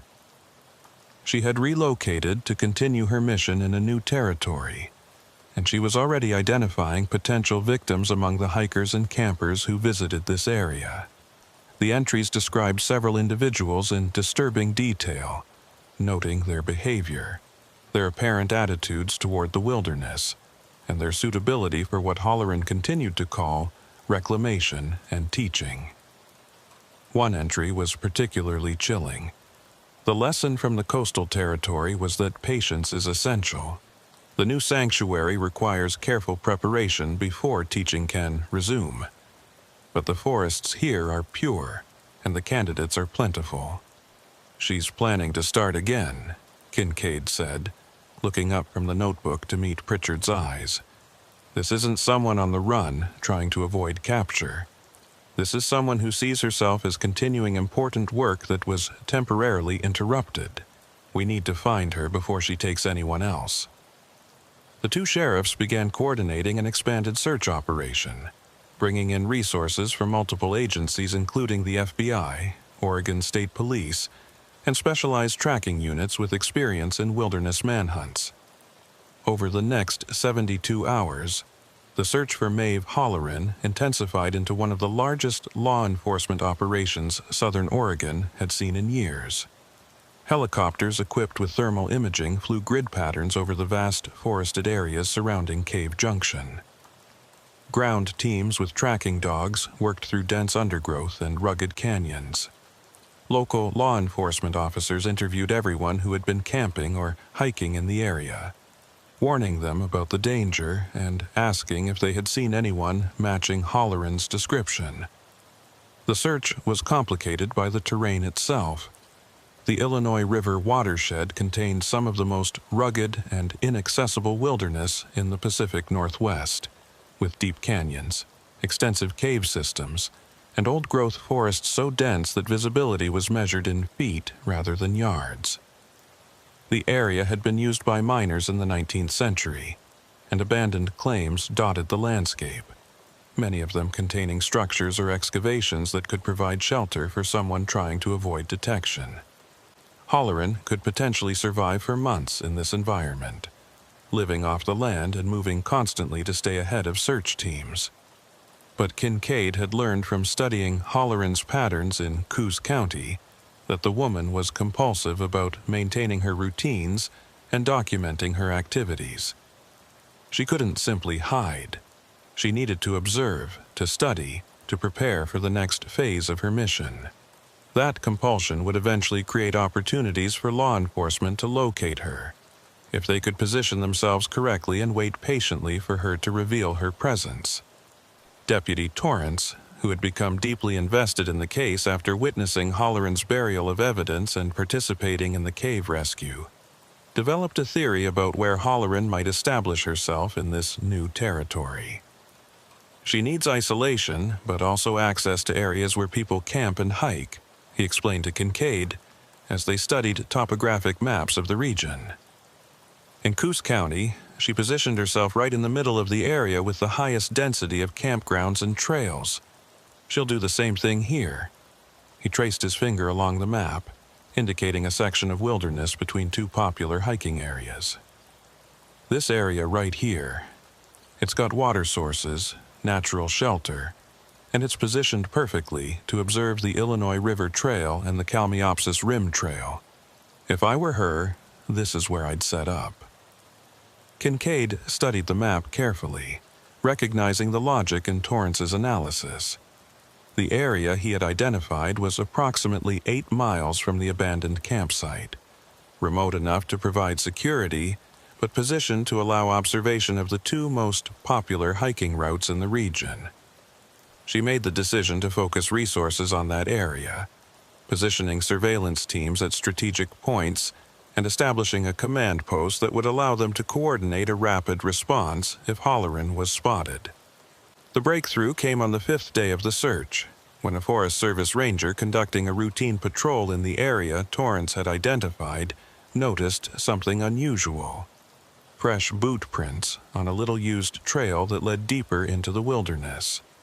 The prints were recent, probably made within the past 24 hours, and they showed a distinctive wear pattern that matched boots recovered from Halloran's cabin in Coos County. The ranger immediately reported the finding, and Kincaid mobilized tracking teams to follow the trail while maintaining enough distance to avoid alerting Halloran to their presence. The tracks led through increasingly difficult terrain, following game trails and creek beds in a way that suggested intimate knowledge of the area and a deliberate attempt to confuse pursuers. Whoever had made these tracks knew they might be followed and was taking precautions to make tracking difficult. But Halloran's compulsive nature worked against her. The tracks eventually led to another carefully concealed campsite. This one positioned beneath a rock ledge with a clear view of both the Illinois River Trail below and the surrounding forest. The campsite was occupied when the tracking team located it, and through careful observation from a concealed position nearly 200 yards away, they confirmed that the person at the site matched Maeve Halloran's description. She appeared to be engaged in her familiar routine of documenting observations in a notebook, occasionally using binoculars to watch the distant trail where hikers passed, unaware of the predator observing them from the forest. Kincaid received the report with a mixture of relief and grim determination. After more than a month of searching, they had finally located Halloran, and now came the most dangerous part of the operation, taking her into custody without anyone getting hurt and without giving her another opportunity to escape into the wilderness. She assembled a tactical team that included deputies from both Coos and Josephine counties, Oregon State Police tactical officers, and FBI agents with experience in high-risk apprehensions. The team would approach from multiple directions simultaneously, using the terrain to maintain concealment until they were close enough to prevent escape. The operation was planned for dawn the following day, timed to catch Halloran when she would be least alert and when the morning light would give law enforcement teams better visibility while still providing some cover. Kincaid spent the night reviewing every detail of the plan, knowing that Halloran had proven herself capable of extraordinary awareness and quick thinking in dangerous situations. This would be their only opportunity. If Halloran escaped again, she might disappear so completely that they would never find her. As the first gray light of dawn began to filter through the forest canopy, tactical teams moved into position around Halloran's campsite, approaching with painstaking stealth through terrain that seemed designed to betray any movement with sound or disturbed vegetation. Each team member understood the stakes. They were hunting someone who had killed nearly 30 people over 3 decades, someone who knew these forests intimately and who would not surrender easily if she realized she was cornered. Kincaid positioned herself with the team approaching from the south, the direction that would allow them to cut off escape routes toward deeper wilderness. Through the undergrowth, she could see the rock ledge where Halloran had established her camp, and she could make out the shape of someone moving near the small tent that had been erected in the sheltered space. The teams moved closer, maintaining communications through silent hand signals and staying low to avoid being silhouetted against the gradually brightening sky. When the teams were in position, approximately 50 yards from the campsite, and arranged to cover all possible escape routes, Kincaid gave the signal to move in. Tactical officers rose from concealment and advanced rapidly toward the camp, weapons raised and voices announcing law enforcement presence. For a moment, Halloran seemed frozen by surprise, standing near her tent with a notebook in her hands and an expression of shock on her face. Then, with the speed of someone much younger than her apparent age, she dropped the notebook and bolted toward the one gap in the perimeter that appeared to offer escape, a narrow path between 2 large boulders that led down a steep slope toward the river canyon below. Deputy Torrance, positioned exactly where Kincaid had placed him based on her prediction of Halloran's most likely escape route, stepped into the gap with his weapon drawn. "Stop right there, Halloran," he commanded. "There's nowhere to go. You're surrounded." For a moment, Halloran hesitated. Her body coiled as if preparing to fight or try to push past Torrance despite the obvious futility. Kincaid saw the calculation in the woman's eyes, the rapid assessment of options and consequences that came from decades of surviving in hostile environments. "It's over, Maeve," Kincaid said firmly, moving closer with her own weapon trained on Halloran. We found your journals. We found your victims. We know everything you've done for the past 30 years. You can either come with us peacefully, or we can do this the hard way. But either way, you're not going free." The words hung in the morning air, and for several long seconds the outcome remained uncertain. Halloran stood poised between fight and flight, her weathered face showing no emotion, but her body language radiating tension and barely controlled violence. Then, slowly, Halloran raised her hands in surrender, though the expression on her face was not one of defeat, but rather of contemptuous defiance. "You think this is over?" she said quietly, her voice carrying clearly in the silence of the forest. "You think arresting me solves anything? The forests are still being destroyed by people who don't understand or respect them. My work will continue whether I'm here to do it or not." The statement sent a chill through Kincaid, not just because of the implicit threat, but because of the absolute conviction with which Halloran spoke, as if her ideology was so obviously correct that any reasonable person would understand and agree with it. Halloran was taken into custody without further resistance, handcuffed and searched for weapons before being escorted back through the forest to waiting vehicles. The search of her new campsite revealed another collection of journals and notebooks, more detailed observations of potential victims, and most disturbingly, a partially completed map showing locations in Northern California and Southern Washington, where Halloran had apparently been planning to expand her reclamation project if her Oregon sanctuaries became compromised. The evidence confirmed what Kincaid had suspected. Halloran hadn't been hiding or fleeing. She had been preparing to scale up her operations and establish multiple territories where she could continue killing indefinitely. The drive back to Coos County took most of the day, with Halloran secured in a transport vehicle and surrounded by law enforcement officers who took no chances with the woman who had evaded capture for so long. Kincaid rode in a separate vehicle, feeling the exhaustion of the past month settling into her bones now that the immediate crisis was over. But alongside the exhaustion was a deep sense of satisfaction. They had caught Halloran, prevented her from establishing new killing grounds, and brought some measure of justice to the families of her victims. Halloran was processed into the Coos County Jail and charged with multiple counts of murder, kidnapping, and other crimes related to her 3 decades of predation in the coastal forests. Her arraignment drew national media attention, with journalists from across the country descending on the small coastal county to cover the case of what some were calling the wilderness killer.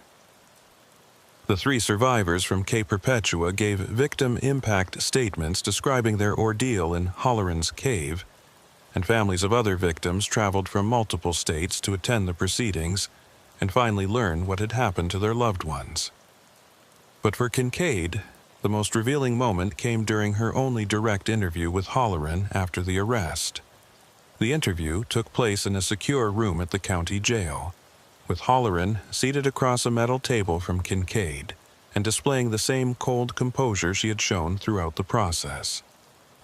When Kincaid asked her directly why she had killed so many people over such a long period of time, Halloran's answer was delivered without hesitation or apparent remorse.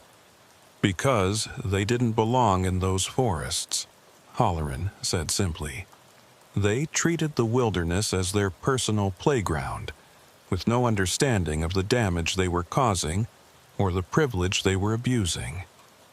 Someone had to protect these places from the people who would destroy them through ignorance and carelessness." She paused, and something that might have been satisfaction flickered across her face. "I gave each of them a chance to understand, to learn why their presence was harmful. Most of them failed that test. The forests are better off without them." The absolute conviction in Halloran's voice, the complete absence of any recognition that her actions were criminal or immoral, provided a chilling insight into the psychology of someone who had constructed an entire ideology to justify serial murder. She genuinely believed she had been performing a necessary service, protecting wilderness areas from human contamination. The fact that this required killing dozens of people over 3 decades was, in her mind, simply the price that had to be paid for environmental preservation. Kincaid ended the interview shortly after that exchange, recognizing that there was no point in trying to make Halloran acknowledge the harm she had caused or feel remorse for her victims. The woman was not insane in any legal sense. She understood exactly what she had done and had planned each murder carefully, but she operated from a moral framework so divorced from normal human values that concepts like guilt or compassion simply didn't apply to her decision-making process. In the weeks that followed, as prosecutors built their case and forensic teams continued recovering remains from locations identified in Halloran's journals, Kincaid found herself reflecting on the nature of evil and how it could flourish in the empty spaces of rural America. Halloran hadn't been a monster in appearance or demeanor. She had been an educated, articulate person who could have contributed positively to environmental causes if her passion hadn't been twisted into something homicidal. But somewhere along the way, she had crossed a line that separated legitimate environmental concern from murderous extremism, and she had done it so gradually that she never recognized the transformation herself. The trial, when it eventually took place, was a formality rather than a genuine contest. The evidence against Halloran was overwhelming. Journals documenting her crimes, physical evidence linking her to multiple victims, testimony from survivors, and her own statements acknowledging her actions while insisting they were justified. The jury deliberated for less than 4 hours before returning guilty verdicts on all counts. The judge sentenced Halloran to multiple consecutive life terms without possibility of parole, effectively ensuring she would die in prison. But even as Halloran was led from the courtroom to begin serving her sentence, Kincaid couldn't shake the feeling that this wasn't truly an ending. Halloran had spoken during sentencing, delivering a brief statement in which she expressed no remorse but instead predicted that others would eventually recognize the necessity of her work and continue it. "The wilderness will always need protection from those who would harm it," she had said calmly. "My methods may be condemned, but my purpose was righteous. Others will understand that, even if this court cannot." The statement haunted Kincaid in the weeks after the trial concluded, not because she believed Halloran would inspire copycat killers, but because it highlighted a disturbing truth about how isolated extremists could rationalize horrific actions as virtuous behavior. Halloran had spent 30 years killing people while genuinely believing she was making the world better, protecting something precious from destruction. That combination of conviction and delusion was perhaps more frightening than simple evil, because it suggested that anyone with strong enough beliefs and sufficient isolation could potentially travel down a similar path. As spring returned to the Oregon coast, and the forests once again filled with hikers and campers enjoying the spectacular beauty of the region, Sheriff Arden Kincaid continued her patrols of the coastal areas, now seeing them through the lens of what she had learned during the investigation. The same wilderness that offered peace and renewal to visitors had also provided perfect cover for decades of murder. The isolation that made these forests so appealing for those seeking escape from civilization had also allowed a killer to operate with impunity, taking victims who disappeared into the landscape as completely as if they had never existed. The case was closed, the killer imprisoned, and justice served in the eyes of the law. But for Kincaid, some questions remained unanswered and perhaps unanswerable. How many people had passed Halloran on the trails over the years, never knowing they were in the presence of a serial killer? How many potential victims had unknowingly avoided selection by behaving in ways that met Halloran's twisted criteria for respecting the wilderness? And most disturbingly, were there others like Halloran living in isolated areas throughout the country, developing their own ideological justifications for violence, while law enforcement remained unaware of their existence? These questions had no satisfying answers, and Kincaid knew they would remain with her for the rest of her career. but she also knew that she had done everything possible to stop Halloran and prevent future victims from suffering the same fate as those who had died in the coastal forests. The wilderness remained beautiful and dangerous, appealing and deadly, exactly as it had always been. And somewhere in the maximum security prison where Maeve Halloran would spend the rest of her life, the woman who called herself a protector of forests sat in a concrete cell, still convinced that her murders had been necessary and justified, still believing that the wilderness was better off because of what she had done. 6 months after Maeve Halloran's conviction and sentencing, Sheriff Arden Kincaid stood at the edge of the Cape Perpetua overlook, watching fog roll in from the Pacific Ocean and swallow the coastline in its familiar gray embrace. The tourist season was in full swing, with families and hikers crowding the trails and campgrounds that stretched along this beautiful and deadly stretch of Oregon coast. To the visitors enjoying the spectacular scenery, the forests were places of recreation and natural beauty. But Kincaid could no longer look at these woods without seeing the hidden graves, the concealed observation points, and the carefully chosen ambush locations where Halloran had stalked her victims for 3 decades. The recovery of remains from locations identified in Halloran's journals had continued for months after the trial, with forensic teams methodically excavating sites throughout the coastal forests. They had recovered 23 bodies so far, each one representing a life taken and a family forever changed by Halloran's twisted ideology. The identifications had brought closure to some families who had spent years wondering about missing loved ones, but they had also opened old wounds and raised disturbing questions about how so many people could disappear from a relatively small geographic area without anyone recognizing the pattern. Deputy Torrance approached from the parking area, carrying 2 cups of coffee and looking as tired as Kincaid felt. The past months had been exhausting for the entire department, with the Halloran investigation consuming resources and personnel while regular law enforcement duties still needed to be maintained. Torrance handed Kincaid one of the cups and stood beside her, both of them looking out over the fog-shrouded forest in comfortable silence for a moment before he spoke. Forensics team found another site this morning, Torrance said quietly. About 8 miles south of here, exactly where Halloran's map indicated. They're still excavating, but it looks like at least 2 sets of remains, probably that couple from Washington who disappeared in 2011. He paused, taking a sip of his coffee. Sheriff, at what point do we stop finding bodies? Every time I think we've covered all of them. The journals lead us to another location. Kincaid understood his frustration and shared it. The enormity of Halloran's crimes continued to expand as each new recovery revealed the full scope of her predation. We keep looking until we've checked every location she documented, Kincaid replied firmly. These families deserve to know what happened to their loved ones, and those victims deserve to be properly buried instead of rotting in unmarked graves. We owe them that much, even if it takes years to complete.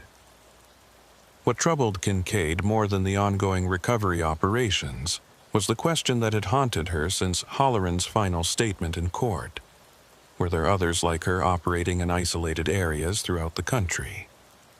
The FBI had taken that possibility seriously enough to launch a nationwide review of missing persons cases from remote wilderness areas, looking for patterns that might indicate other serial killers using Halloran's methods. The preliminary results had been disturbing. There were hundreds of unsolved disappearances from national forests, state parks, and other wilderness areas, many of them showing similarities to the cases in Coos County, personal belongings left behind, no clear evidence of accidents or foul play, and victims who simply vanished into the landscape. The FBI had sent Special Agent Patricia Williams to Coos County to conduct follow-up interviews and gather information that might help identify other potential cases. Williams had spent 2 weeks reviewing the Halloran investigation files and interviewing Kincaid, Torrance, and the 3 survivors from the cave. She had also attempted to interview Halloran herself at the Oregon State Penitentiary, but the convicted killer had refused to speak with her, maintaining the silence she had adopted after her sentencing. Agent Williams had shared some of her findings with Kincaid before returning to FBI headquarters, and the information had been sobering. We're identifying at least 15 other cases nationwide that show remarkable similarities to Halloran's pattern, Williams had explained. Isolated killers who live in remote areas near popular wilderness destinations, victims who disappear without trace from campsites or hiking trails, and a complete absence of physical evidence despite intensive searches. We don't know if these cases represent other serial killers like Halloran, or if there are other explanations, but the statistical clustering is concerning. That conversation had taken place 3 weeks ago, and Kincaid had been unable to stop thinking about its implications since then. If there were 15 other Halloran-type predators operating in wilderness areas across the country, how many victims had they claimed? How long had they been operating undetected? And most importantly, how could law enforcement identify and stop them before more people died? These questions had no easy answers, but they had motivated Kincaid to develop new protocols for her department's handling of missing persons cases in wilderness areas. She had created a database that tracked not just individual disappearances, but also patterns across time and geography, looking for the kind of clustering that might indicate a predator operating in a specific territory. She had established closer coordination with the Forest Service, state police, and other agencies that operated in the coastal forests, ensuring that information about suspicious incidents or unusual observations was shared quickly and systematically. Deputy Torrance had become an advocate for expanded training on wilderness crime investigation, arguing that rural law enforcement needed specialized skills to recognize and respond to predators who used isolation and terrain as weapons. He had developed a presentation based on the Halloran case that he delivered to law enforcement agencies throughout Oregon, teaching officers to recognize the warning signs that might indicate serial predation in wilderness areas, unusual patterns of disappearances, suspicious individuals showing excessive interest in hikers and campers, and reports of people behaving in ways that suggested surveillance or stalking. But despite these efforts to prevent future cases, Kincaid knew that the fundamental problem remained unsolved. The same vast wilderness areas that made places like Cape Perpetua so appealing to visitors also made them ideal hunting grounds for predators who understood how to exploit isolation and terrain. Someone with Halloran's knowledge and determination could potentially operate for decades before being caught, taking victims who disappeared so completely that their cases were investigated as accidents or tragic instances of people getting lost rather than as evidence of criminal activity. On a morning 2 weeks after standing at the Cape Perpetua overlook, Kincaid received a phone call that would demonstrate just how relevant these concerns remained. The call came from a ranger at Siuslaw National Forest, reporting that a camper at one of the more remote campgrounds had found something disturbing: a small notebook hidden in a hollowed-out tree stump near a popular hiking trail. The notebook contained observations about other campers in the area, written in a style that the ranger found reminiscent of the media coverage of Halloran's journals. Kincaid was at the location within an hour, accompanied by Deputy Torrance and a forensic investigator. The notebook was still where it had been found, carefully preserved as potential evidence. Kincaid photographed it in place before carefully removing it and examining the contents. What she read sent a chill down her spine that had nothing to do with the morning fog that drifted through the trees around them. The handwriting was not Halloran's. The script was different, smaller, and more precise. But the content was eerily similar to Halloran's journals. Detailed observations of hikers and campers who had passed through the area, notes about their behavior and apparent attitudes toward the wilderness, and most disturbingly, a ranking system that classified people as either harmonious or disruptive, based on the observer's interpretation of their respect for nature. Several individuals marked as disruptive had additional notations suggesting they required correction or removal to protect the forest. "This is exactly how Halloran's journal started," Torrance said quietly, reading over Kincaid's shoulder. "Before she started killing people, she spent years just observing and documenting. Whoever wrote this is following the same pattern." He looked up at the surrounding forest, suddenly aware that they might be standing in territory claimed by another predator who believed murder was justified as environmental protection. Kincaid immediately expanded the investigation, interviewing everyone who had been camping in the area recently and searching for any individuals who matched the profile of someone who might be conducting surveillance on other visitors. She also ordered increased patrols in the area and established a tip line for anyone who noticed suspicious behavior in the national forest. But finding someone who didn't want to be found in thousands of acres of dense forest was extraordinarily difficult, even with dedicated resources and experienced personnel. Over the next several weeks, Kincaid's department received multiple reports of sightings that might be related to the notebook. A woman in her 40s seen observing a campground from a concealed position. An older man who approached hikers with warnings about their behavior being harmful to wildlife. Several reports of someone camping in areas where camping was prohibited. Each report was investigated, but none led to any solid identification of who had written the notebook or what their intentions might be.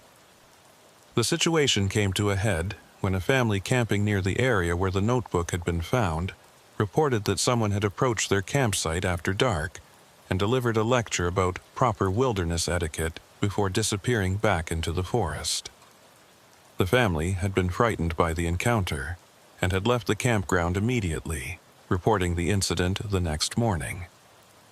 The description they provided of their nighttime visitor was vague. Someone wearing dark clothing with their face partially obscured, speaking in a calm but intense voice about the sacred nature of the forest and the responsibility of visitors to minimize their impact. Kincaid recognized the pattern immediately.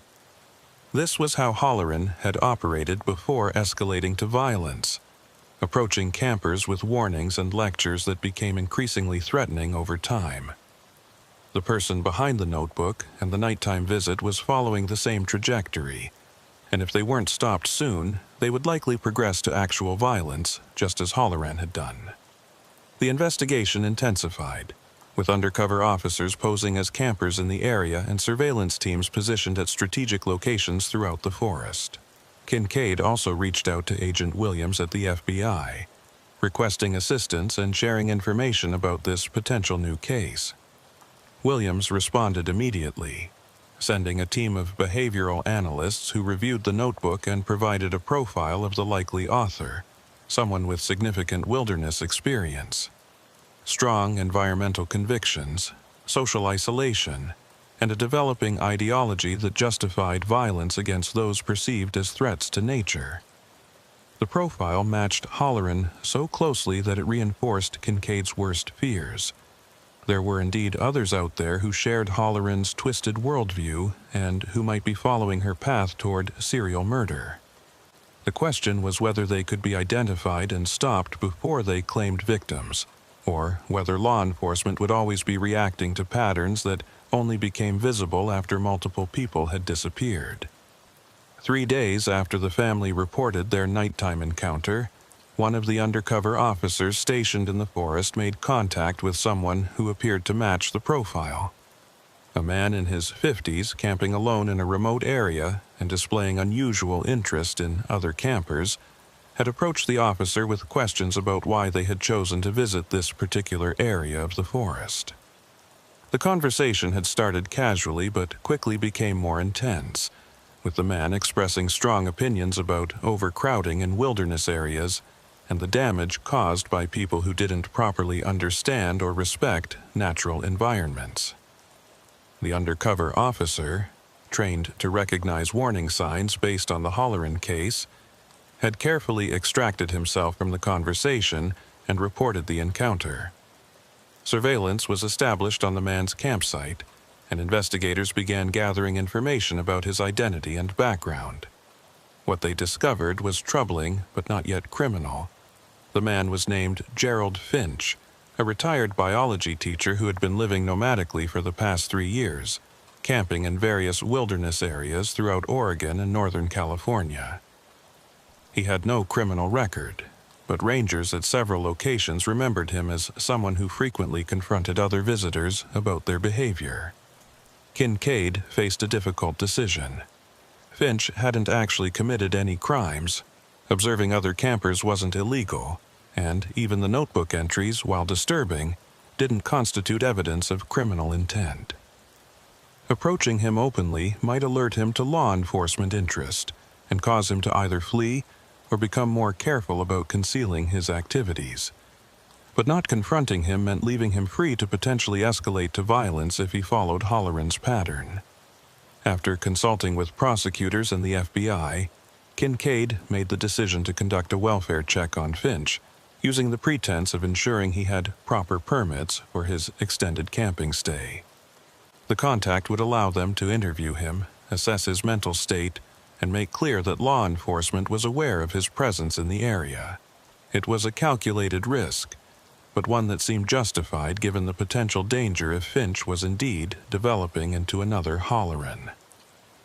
Kincaid and Deputy Torrance approached Finch's campsite the following morning, accompanied by a Forest Service ranger who provided official justification for the visit. Finch was cooking breakfast when they arrived, and his initial reaction to their presence was calm but wary. He confirmed his identity and explained that he was conducting personal research on forest ecology, documenting the impact of human visitation on wildlife patterns. When asked about the notebook that had been found, he initially denied any knowledge of it, but his body language suggested he was lying. "Mr. Finch, we're not here to harass you or interfere with your legitimate activities," Kincaid said carefully, maintaining a professional but firm tone. "But we are investigating suspicious activity in this area, and your name has come up in connection with that investigation. I need to ask you directly, have you been observing other campers and hikers in this forest? And if so, why?" Finch's calm demeanor cracked slightly, and for a moment Kincaid saw something in his eyes that reminded her uncomfortably of Holloran, a mixture of defensive anger and absolute conviction that his actions were justified. "People need to understand what they're doing to these places," Finch said, his voice rising slightly. "They come out here with their loud music and their trash and their complete disregard for the life that exists in these forests. Someone needs to educate them, to make them see the harm they're causing." "And how do you plan to do that education?" Kincaid asked, watching Finch carefully for his response. "By observing them without their knowledge? By approaching them at night to deliver lectures? What happens if they don't respond to your educational efforts, Mr. Finch? What then?" The question hung in the air between them, and Kincaid saw Finch processing it, realizing perhaps for the first time that his progression toward Holloran's methods was being recognized and challenged. His response, when it came, was defensive but also revealing. "I'm not Maeve Holloran, if that's what you're implying," he said. "I read about her case. What she did was wrong, but her underlying concern about protecting wilderness areas from destructive human behavior, that was valid. There has to be a way to address that concern without resorting to violence." It was the opening Kincaid had been hoping for, an acknowledgement that Finch saw himself as different from Holloran while also sharing her core ideology. She spent the next hour talking with Finch, carefully navigating between law enforcement authority and something closer to intervention, trying to pull him back from the path he was traveling before it led to irreversible actions. She explained how Holloran's convictions had led her to justify murder, how the isolation of living alone in the wilderness had allowed her worldview to become increasingly distorted and extreme, and how easy it would be for someone else to follow that same trajectory if they weren't careful. By the end of the conversation, Finch had admitted to writing the notebook and to confronting the family at their campsite. He insisted he had never intended to harm anyone, and was genuinely shocked when Kincaid explained how his actions appeared from a law enforcement perspective, as the early stages of behavior that could escalate to violence. She arranged for Finch to speak with a counselor who specialized in working with people whose environmental concerns had become obsessive, and she made clear that continued surveillance would be maintained on his activities in the region. The encounter with Gerald Finch represented neither a complete success nor a failure. Kincaid had potentially prevented someone from following Holleran's path to serial murder, but she had also learned just how many people might be out there with similar ideologies and similar potential for violence. The Holleran case hadn't been an isolated aberration. It was an example of how extreme environmental ideology combined with isolation and mental instability could create killers who operated for decades before being caught.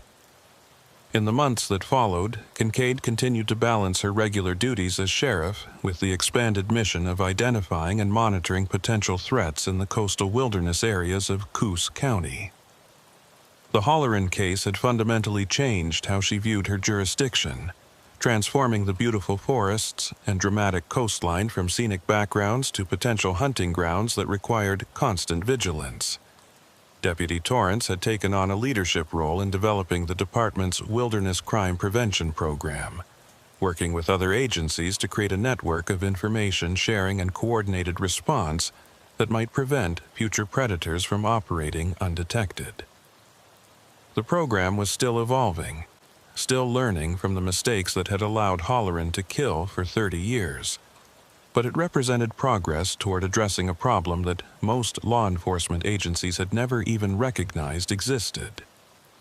The 3 survivors from Holleran's cave had recovered physically from their ordeal, though the psychological scars would take much longer to heal. They had each given extensive interviews to law enforcement and mental health professionals, providing insights into Holleran's methods and mindset that helped inform prevention efforts. One of them had become an advocate for wilderness safety education, speaking to hiking and camping groups about situational awareness and the importance of reporting suspicious behavior to authorities. For Sheriff Arden Kincaid, the case remained a defining experience of her career, a reminder of both the capabilities and limitations of rural law enforcement. They had eventually caught Holleran and brought her to justice, but only after she had killed nearly 30 people over 3 decades. That delay represented a failure of the systems that should have recognized the pattern earlier, should have connected the dots between isolated incidents, should have questioned why so many people were disappearing from one relatively small area of coastline.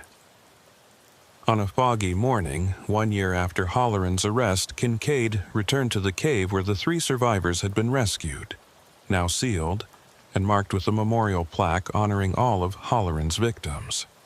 She stood at the entrance, looking out over the coastal forest that stretched in all directions, and reflected on what the case had taught her about the nature of evil and the challenges of protecting people in vast, empty spaces.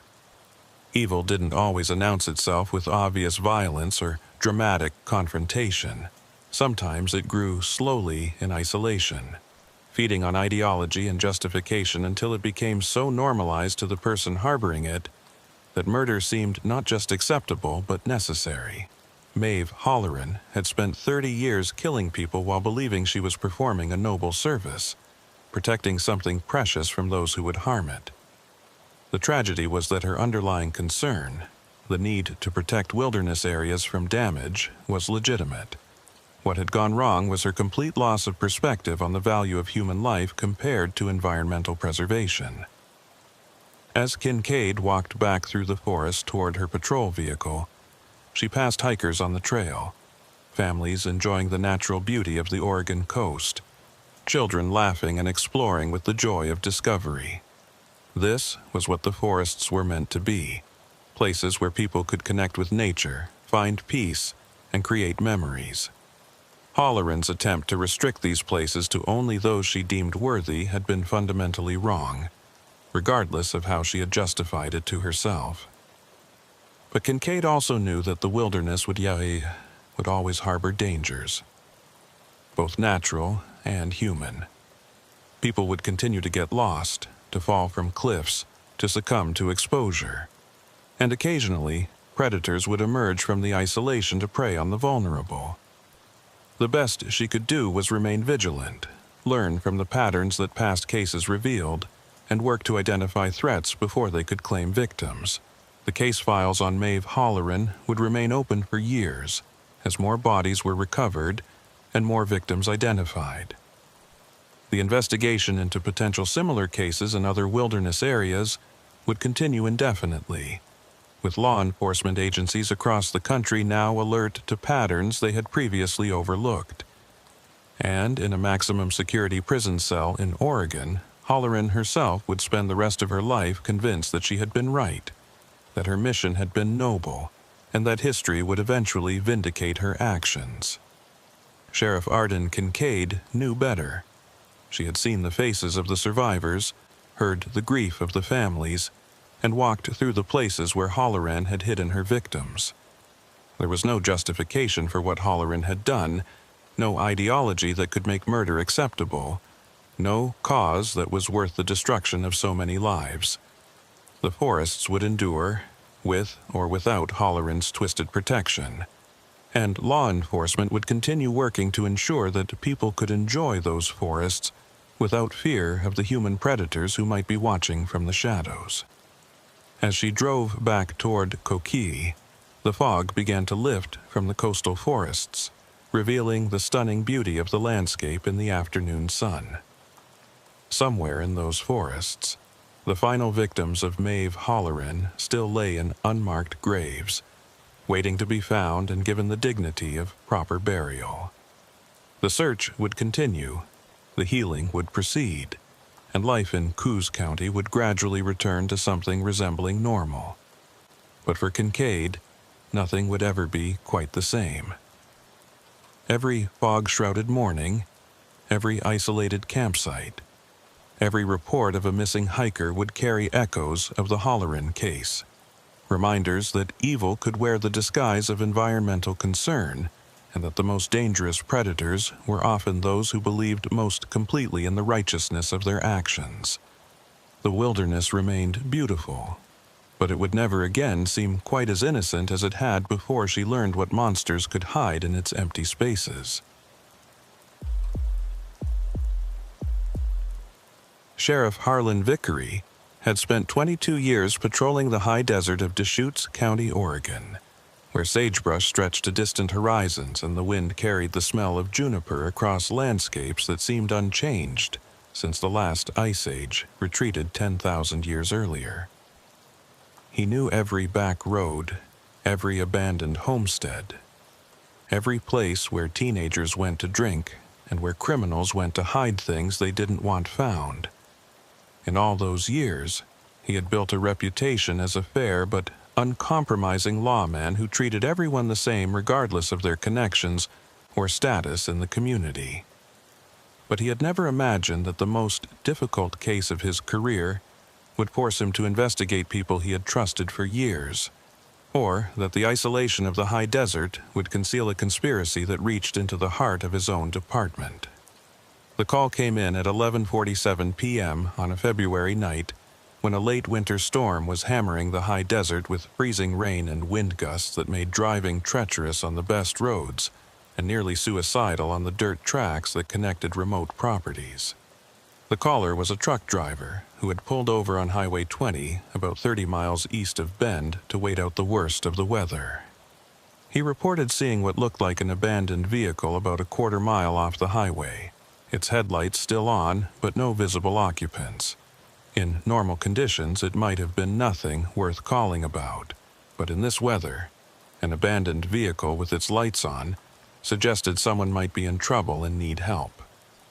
Vickery took the call himself, partly because he was already on patrol in that area, and partly because the storm had kept most of his deputies off the roads unless absolutely necessary.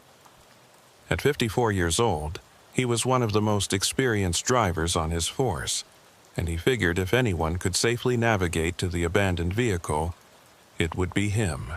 He radioed dispatch to let them know he was responding, then carefully turned his patrol vehicle toward the location the truck driver had described. The drive took nearly 20 minutes, even though the distance was only about 12 miles, because the freezing rain had turned the highway into a skating rink and visibility was reduced to whatever his headlights could illuminate through the curtain of precipitation. When he finally reached the approximate location, Vickery slowed to a crawl and began scanning the desert scrubland for any sign of vehicle lights. The truck driver's directions had been somewhat vague, about a quarter-mile off the highway, somewhere near mile marker 47. And in this weather, distances and landmarks were difficult to judge. Then he saw them, 2 pinpoints of light cutting through the storm, positioned at an odd angle that suggested the vehicle had driven off the highway and into the desert but hadn't traveled very far before stopping. Vickery found a relatively safe place to pull over, activated his emergency lights, and retrieved his heavy-duty flashlight before stepping out into the brutal weather. The wind hit him like a physical force, and the freezing rain stung any exposed skin. He pulled his hood tighter and began making his way toward the distant lights, his boots crunching through the thin crust of ice that had formed over the sagebrush and volcanic rock. As he approached, Vickery could make out more details of the vehicle. A dark-colored SUV, probably a Ford Explorer or similar model, positioned nose down in a shallow ravine, as if it had simply driven straight off the highway and continued until momentum ran out. The headlights were still on, illuminating a patch of desert in front of the vehicle, and the engine was running, its exhaust creating clouds of steam that mixed with the freezing rain. But there was no sign of anyone inside or around the vehicle, which immediately struck Vickery as strange. Why would someone abandon a running vehicle with the lights on in the middle of a storm? He approached carefully, his hand resting on his service weapon as he swept the flashlight beam across the area around the SUV. The ground showed tire tracks leading from the highway to the vehicle's current position, and there were footprints in the ice-crusted mud leading away from the driver's side door. But the prints were already being obscured by the continuing storm, and Vickery couldn't determine how many people had been in the vehicle or where they might have gone. The driver's side door was unlocked, and Vickery opened it carefully, noting that the interior light came on and the vehicle appeared to be in good mechanical condition. The keys were still in the ignition, which was unusual but not unprecedented in situations where someone had fled a vehicle quickly. What was more concerning was what Vickery saw on the seats and dashboard. This wasn't an abandoned civilian vehicle. It was an unmarked law enforcement vehicle, and the equipment visible inside included a police radio, a laptop computer mounted on a stand, and a shotgun secured in a rack between the front seats. Vickery felt his pulse quicken as he processed this discovery.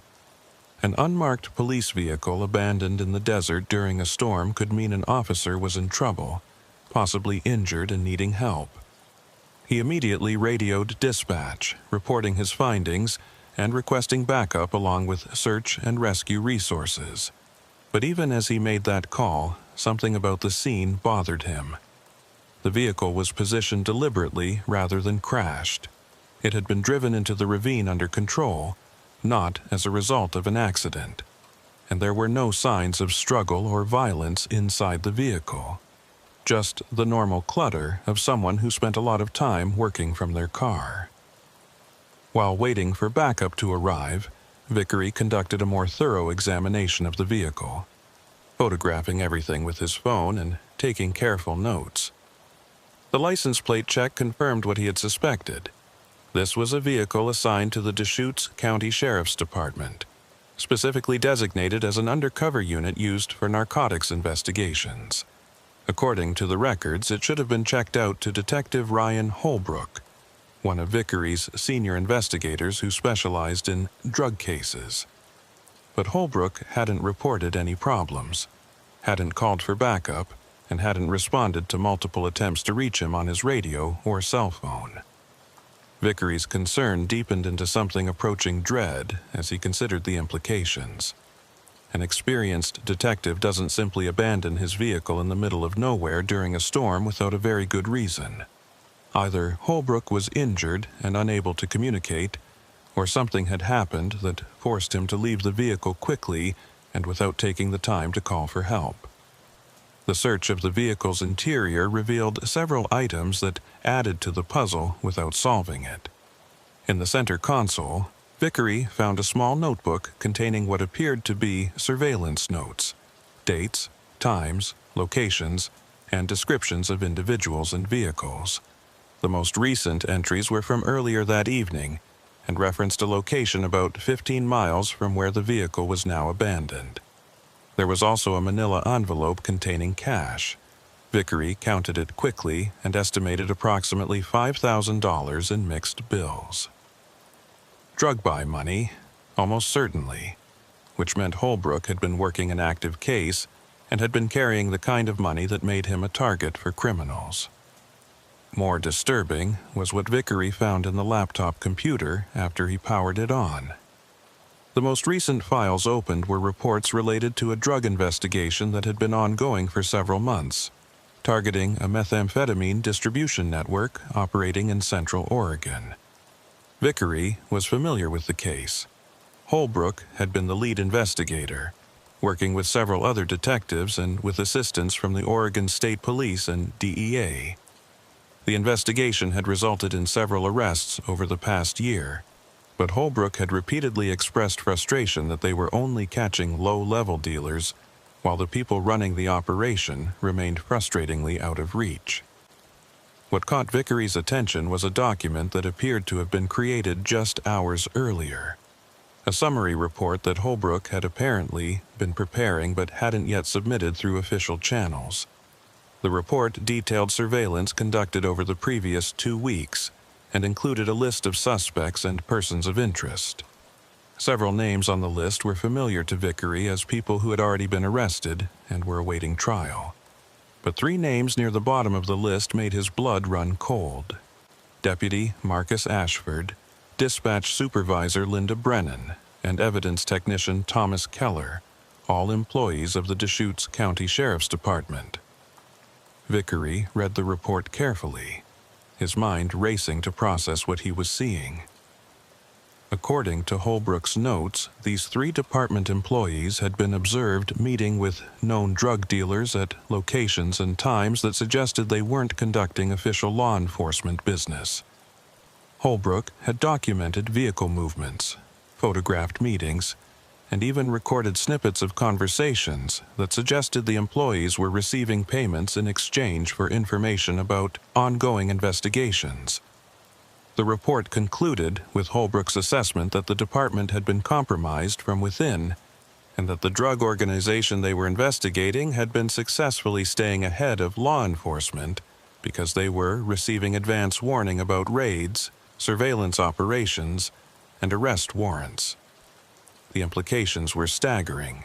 If Holbrook's suspicions were correct, then 3 people Vickery had trusted and worked with for years were actively betraying the department and facilitating drug trafficking in the county. And if Holbrook had discovered this conspiracy, then his disappearance tonight might not be coincidental.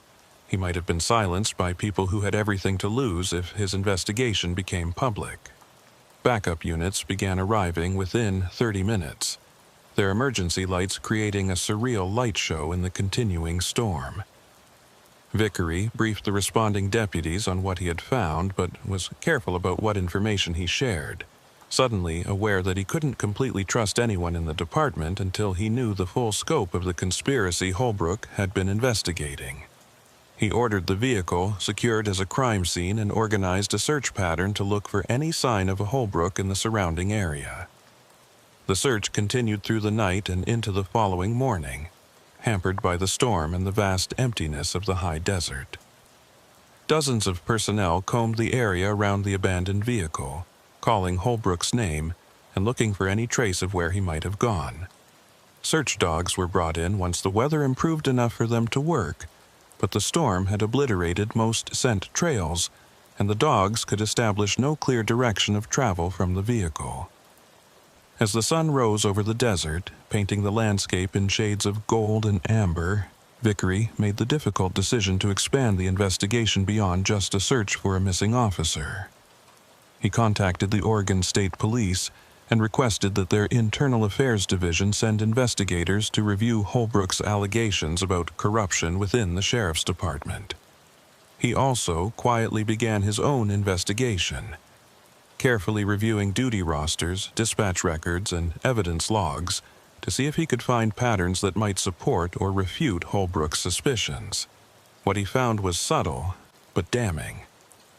Over the past 18 months, there had been numerous instances where drug raids had found locations empty, despite intelligence suggesting active operations. Surveillance targets had changed their routines or moved to new locations just days before planned arrests. Defense attorneys had raised questions about the handling of evidence in several cases, suggesting someone had tampered with or compromised material evidence. Individually, these incidents could be explained as bad luck, poor intelligence, or simple mistakes. But when viewed as a pattern, especially through the lens of Holbrook's allegations, they painted a picture of systematic sabotage.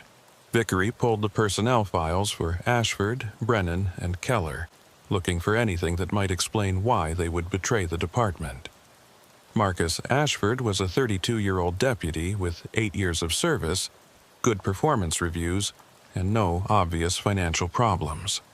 But digging deeper, Vickery discovered that Ashford's wife had medical bills from a cancer treatment that had left them with significant debt despite insurance coverage. Linda Brennan was 50 years old and had worked as a dispatcher for 15 years. She lived modestly, but Vickery learned she was supporting an adult son who had his own drug addiction problems. Thomas Keller was 28, had been with the department for 5 years, and appeared to live beyond his means based on his salary, expensive car, regular vacations, and a lifestyle that suggested income from sources other than his evidence technician position. Each of them had reasons they might be vulnerable to corruption, but Vickery knew that financial pressure alone didn't make someone a criminal. He needed more concrete evidence before he could move against them, and he needed to ensure that any investigation was conducted carefully enough that if they were guilty, they wouldn't have time to destroy evidence or flee before being arrested. 2 days after Holbrook's vehicle was discovered, Vickery's investigation received an unexpected break. Otis Wren, a mechanic who operated a small repair shop on the outskirts of Bend, called the Sheriff's Department and asked to speak with Vickery specifically. Wren explained that he had been following the news coverage of Detective Holbrook's disappearance and had information that might be relevant to the investigation. Vickery met Wren at his shop, a modest operation that serviced vehicles for both civilian and law enforcement customers. Wren was a weathered man in his 60s who had lived in Deschutes County his entire life and had a reputation as both a skilled mechanic and someone who minded his own business. The fact that he was voluntarily contacting law enforcement suggested he considered the information important enough to overcome his natural reticence. "Sheriff, I don't like getting involved in things that aren't my business," Wren began, his discomfort obvious. "But I've been thinking about something I saw a few days ago, and after hearing about your missing detective, I figure I need to tell somebody." He gestured toward his workspace where several vehicles were in various states of repair. "I service vehicles for your department sometimes, and about a week ago, Deputy Ashford brought in his personal truck for some work. While I was working on it, I found something wedged under the seat that he must have dropped. A prepaid cell phone, still in the package." Vickery felt his pulse quicken. Prepaid phones were commonly used by criminals and people who wanted to communicate without creating records that could be traced back to them.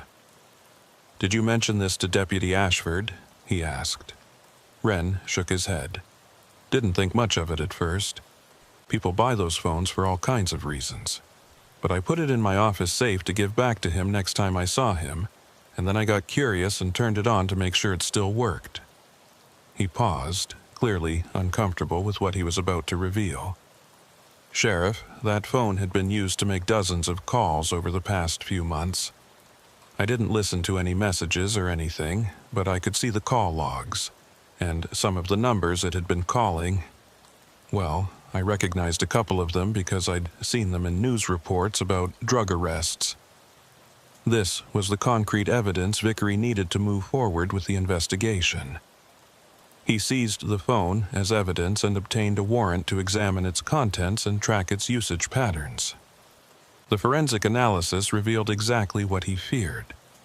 The prepaid phone had been used to make calls to known drug dealers immediately before several planned raids, providing enough advance warning for the criminals to clear out before law enforcement arrived. The phone had also received calls from another prepaid number that investigators were able to trace to Linda Brennan's home address through cell tower records. Armed with this evidence and the information from Holbrook's abandoned vehicle, Vickery coordinated with Oregon State Police internal affairs investigators to build cases against Ashford, Brennan, and Keller. The investigation had to be conducted with absolute secrecy. If the suspects learned they were under investigation, they would likely destroy evidence and might flee the jurisdiction. Vickery also had to consider the possibility that there were other corrupt employees in the department beyond the three Holbrook had identified. The operation to arrest the three suspects was planned with military precision and executed simultaneously on a Tuesday morning 3 weeks after Holbrook's disappearance. State police investigators arrested Marcus Ashford at his home as he was preparing to leave for his shift. Linda Brennan was taken into custody at the dispatch center by investigators who had been positioned there in advance. Thomas Keller was arrested in the evidence room where he worked, prevented from accessing any materials that might be destroyed. The arrests sent shockwaves through the sheriff's department and the wider law enforcement community in Central Oregon. The idea that trusted employees had been systematically betraying the department and facilitating drug trafficking was difficult for many to accept. But the evidence was overwhelming. Searches of the suspects' homes and vehicles revealed additional prepaid phones, records of cash payments, and in Keller's case, actual drugs that he had stolen from the evidence room and presumably sold or traded. But the arrests raised as many questions as they answered. Most significantly, what had happened to Detective Holbrook? The three arrested employees all denied any knowledge of Holbrook's disappearance and insisted they had nothing to do with whatever had happened to him. Their attorneys argued that even if their clients had been involved in corruption, there was no evidence linking them to any violence against Holbrook. Vickery wasn't convinced by these denials. The timing was too suspicious. Holbrook had been investigating the corruption and had documented evidence against the three employees, and then he had disappeared under circumstances that suggested foul play.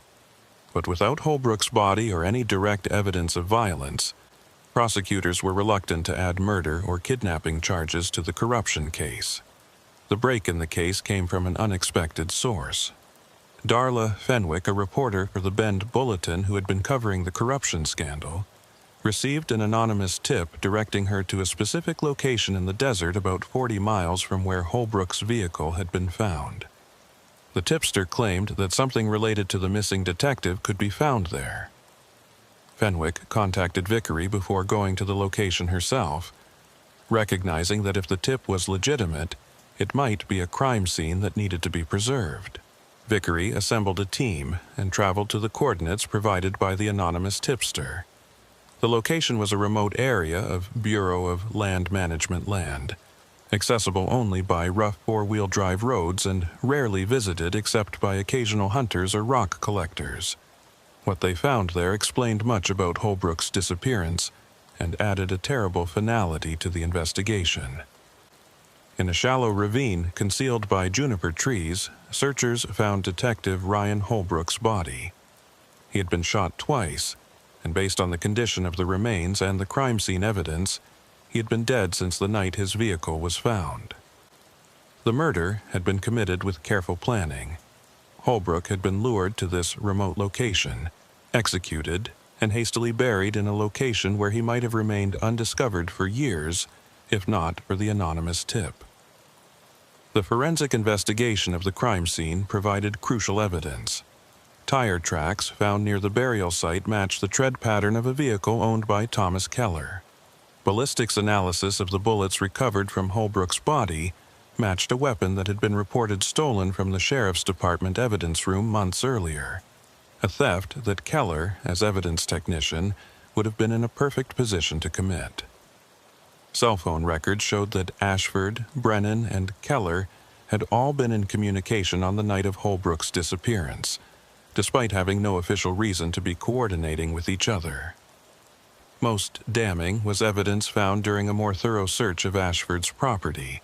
A storage unit he had rented under a false name contained items belonging to Holbrook, including his badge, service weapon, and personal effects that had been missing from the abandoned vehicle.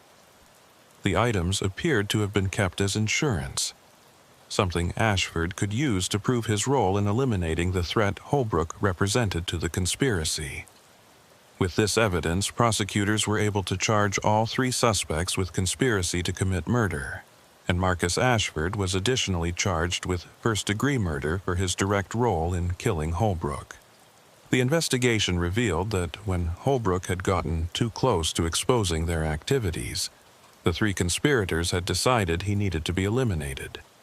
They had used their insider knowledge to track his movements, and Ashford had arranged a meeting with Holbrook under the pretense of providing information about the drug organization. Instead, he had lured Holbrook to the remote location where he was killed. The trials that followed drew enormous public attention, with each day bringing new revelations about the depth of corruption within the sheriff's department and the drug organization that had been operating with their assistance. The prosecution presented overwhelming evidence of a conspiracy that had compromised dozens of investigations over 18 months and had ultimately resulted in the murder of a dedicated detective who had gotten too close to the truth. Marcus Ashford was convicted of first-degree murder and conspiracy and sentenced to life in prison without possibility of parole. Linda Brennan and Thomas Keller were convicted of conspiracy to commit murder, corruption, and numerous other charges related to their betrayal of the department. They each received sentences of 30 years in prison. For Sheriff Harlan Vickery, the case represented both a professional success in bringing the conspirators to justice and a personal failure in not recognizing the corruption within his own department sooner. He had trusted these employees, had worked alongside them for years, and had never suspected that they were capable of such betrayal. The fact that Detective Holbrook had died while investigating corruption that Vickery himself should have detected was a burden that would weigh on him for the rest of his career. In the aftermath of the trials, Vickery implemented sweeping reforms within the sheriff's department, including enhanced internal oversight, regular audits of evidence handling procedures, and improved psychological screening for employees with access to sensitive information. He also established a confidential reporting system that allowed employees to report concerns about corruption or misconduct without fear of retaliation. The anonymous tipster who had directed reporter Darla Fenwick to Holbrook's burial site was never identified. Speculation suggested it might have been someone else within the drug organization who had been disturbed by the murder and wanted to see justice done, or possibly someone within the department who had suspected the corruption but had been too afraid to come forward until after the arrests. Whoever they were, their decision to provide that crucial information had ensured that Holbrook's killers faced justice and that his family had closure. 6 months after the trials concluded, Vickery stood in the high desert where Holbrook's vehicle had been found, watching the sun set over the distant Cascade Mountains. The landscape looked exactly as it always had, vast, empty, and seemingly eternal. But Vickery knew that beneath the surface, the high desert held secrets, and the isolation that made this country beautiful also made it dangerous for those who trusted the wrong people. Detective Ryan Holbrook's name was added to a memorial honoring law enforcement officers killed in the line of duty, a recognition of his sacrifice and his dedication to exposing corruption even when it cost him his life. The case had revealed uncomfortable truths about how even trusted institutions could be compromised by people willing to betray their oaths for money or other incentives. For the residents of Deschutes County, the scandal was a reminder that corruption could exist anywhere, even in the departments tasked with protecting them. But it was also a demonstration that when corruption was exposed, the justice system could hold the guilty accountable regardless of their positions or connections. As Vickery drove back toward Bend that evening, passing through the desert landscape he had patrolled for more than 2 decades, he reflected on what the case had taught him about trust, betrayal, and the price of vigilance. Evil didn't always come from outside the community or from obvious criminals. Sometimes it grew from within, fed by financial pressure, moral weakness, or simply the gradual erosion of principles that happened when people convinced themselves that small compromises wouldn't matter. The high desert would continue to attract those seeking isolation, those running from something, and those hiding secrets they hoped would never be discovered.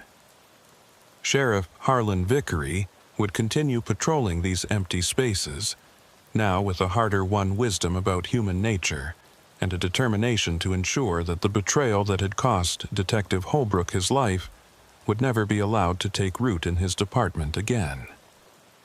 The wind swept across the sagebrush as a darkness fell, carrying with it the cold promise of another desert winter.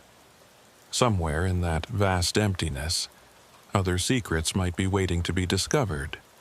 Other betrayals might be quietly unfolding. But Vickery had learned that vigilance required constant effort and that trust, once broken, could never be fully restored. The desert had taught him that lesson in the harshest way possible, and it was a lesson he would never forget. The weeks following the conclusion of the trials brought a strange quiet to the sheriff's department, as if the building itself was recovering from trauma. Employees who had worked alongside Ashford, Brennan, and Keller for years struggled to reconcile the colleagues they thought they knew with the criminals those people had proven to be. Some deputies requested transfers to other counties, unable to continue working in a department that had been so thoroughly compromised. Others threw themselves into their work with renewed dedication, as if they could somehow compensate for the betrayal by being more vigilant, more honest, more committed to the principles that should have protected them from corruption in the first place. Sheriff Vickery understood both reactions. There were mornings when he sat in his office before dawn, staring at the empty streets of Bend through his window and wondering if he should have seen the signs earlier. He replayed conversations with Ashford, reviewed decisions he had made about evidence handling procedures, questioned whether his leadership had somehow created the environment that allowed corruption to flourish. The rational part of his mind knew that sophisticated betrayal was designed to be invisible, that Ashford and his co-conspirators had been careful to maintain their cover stories and avoid obvious mistakes. But the emotional weight of responsibility didn't respond to rational arguments. Detective Holbrook's widow, Amanda, had attended every day of the trials, sitting in the front row of the courtroom and listening to the details of how her husband had been murdered by people who wore the same badge he had worn. Vickery had met with her several times after the verdicts, trying to provide what comfort he could and answering her questions about what the department would do to ensure this never happened again. During their last meeting, she had asked him a question that he still couldn't fully answer. "Sheriff, how long do you think Ryan knew he was in danger?" Amanda Holbrook had asked, her voice steady despite the tears in her eyes. When he was conducting that surveillance, documenting those meetings, building his case, did he know that the people he was investigating would kill him to keep their secret? Did he die knowing he was alone? That he couldn't trust anyone in the department because he didn't know how deep the corruption went? Vickery had wanted to tell her that Holbrook probably didn't realize the danger until it was too late, that his death had been quick and he hadn't suffered. But he knew she deserved honesty more than comfort. "I think Ryan knew he was taking a risk. he had said carefully. The fact that he documented everything so thoroughly, that he kept backup copies of his investigation files in multiple locations, that suggests he understood the danger. But I also think he believed that exposing the truth was worth the risk. He died doing what law enforcement officers are supposed to do, which is protect the integrity of the justice system even when it costs them personally. The answer hadn't satisfied Amanda Holbrook, and it hadn't satisfied Vickery either. The truth was that Detective Holbrook had died alone in the high desert, betrayed by people he should have been able to trust, and no amount of philosophical reflection could change that reality or make it more palatable. The reforms Vickery implemented in the aftermath were comprehensive, and sometimes met with resistance from employees who felt they were being punished for the actions of a few corrupt individuals. Random drug testing for all personnel with access to evidence or confidential information. Mandatory psychological evaluations conducted by outside professionals rather than department staff. A civilian oversight board with real authority to investigate complaints and review department operations. Body cameras for all deputies during all interactions with the public. Financial disclosure requirements for anyone working in sensitive positions. Some of the reforms were expensive, requiring budget increases that meant other programs had to be cut or delayed. Some created friction with the deputies' union, which argued that the new policies treated all employees as if they were potential criminals. But Vickery pushed forward with all of them, knowing that the only way to restore public trust in the department was to demonstrate that corruption would never again be allowed to take root. 3 months after the trials, Vickery received a letter that would provide some context for the anonymous tip that had led to the discovery of Holbrook's body. The letter had been mailed from Seattle, postmarked 2 weeks earlier, and contained no return address. Inside was a single page of handwritten text, unsigned but clearly from someone with intimate knowledge of the drug organization that Ashford, Brennan, and Keller had been protecting. The letter explained that the tipster had been a mid-level dealer in the methamphetamine distribution network, someone who had benefited from the information provided by the corrupt deputies, but who had been horrified when he learned that Holbrook had been murdered.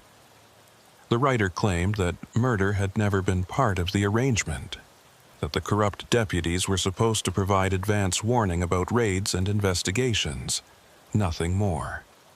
When Ashford had killed Holbrook and then tried to recruit other members of the drug organization to help cover up the crime, several people in the network had realized they were dealing with someone far more dangerous than they had understood. I'm not writing this to make excuses or claim I'm innocent, the letter read in its conclusion. I know what I did was wrong, and I know people got hurt because of the drugs we sold. But killing a cop crosses a line that shouldn't be crossed, and I couldn't live with knowing where Detective Holbrook was buried and not telling someone. I'm getting out of the business and out of Oregon, trying to start over somewhere else.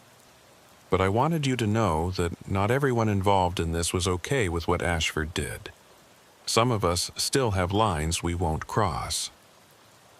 Vickery had the letter analyzed by forensic experts who confirmed that the handwriting matched samples obtained from one of the dealers who had been arrested during the larger investigation, but who had disappeared before trial after posting bail. The FBI was notified and a warrant was issued, but the letter writer was never found. Vickery kept the letter in his office safe, a reminder that even in the criminal world, there were gradations of moral compromise, and that sometimes justice came from unexpected sources. The physical landscape of Deschutes County remained unchanged by the scandal that had rocked its law enforcement community. The high desert continued to stretch toward distant horizons. The juniper trees grew and died according to patterns established millennia ago, and the wind carried the same scents it had always carried. But for Vickery, the meaning of that landscape had been altered. The isolation that had once seemed like a feature of the high desert's beauty now seemed like a vulnerability, a quality that allowed secrets to be hidden and crimes to be concealed. On his patrols through the empty spaces between small communities, Vickery found himself studying the landscape with new awareness.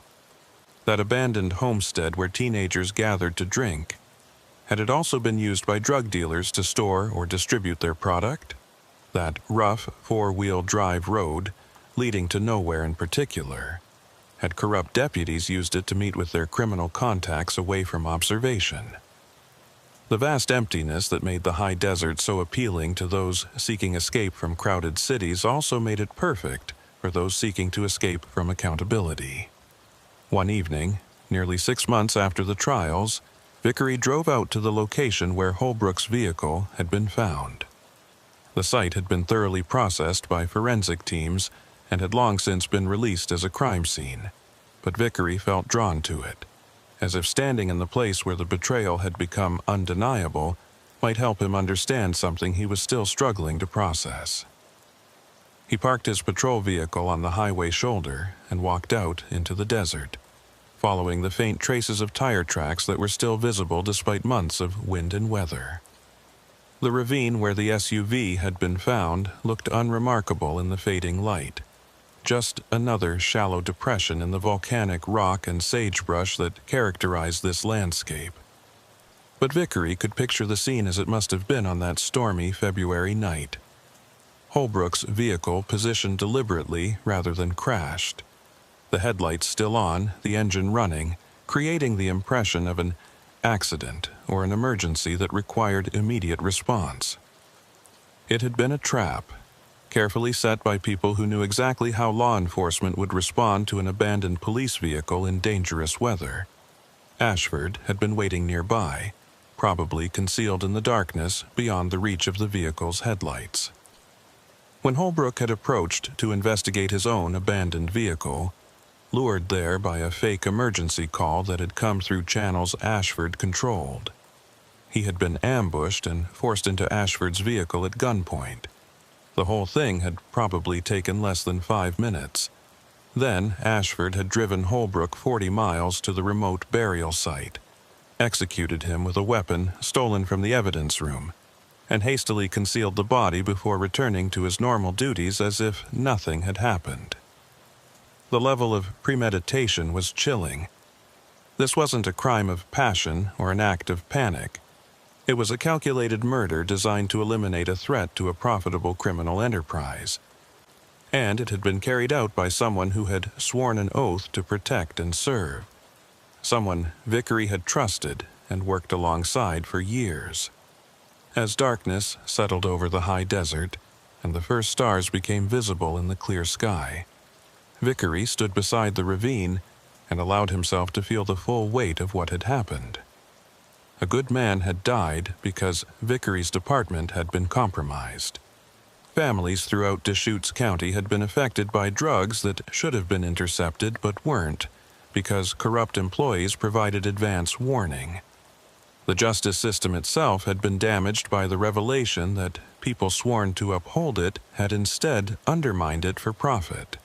But standing in that empty desert, Vickery also felt something else. A renewed sense of purpose. The betrayal had been profound, but the response to that betrayal would define what the sheriff's department became in its aftermath. They could allow the corruption to be the final word, could let cynicism and distrust poison the organization permanently.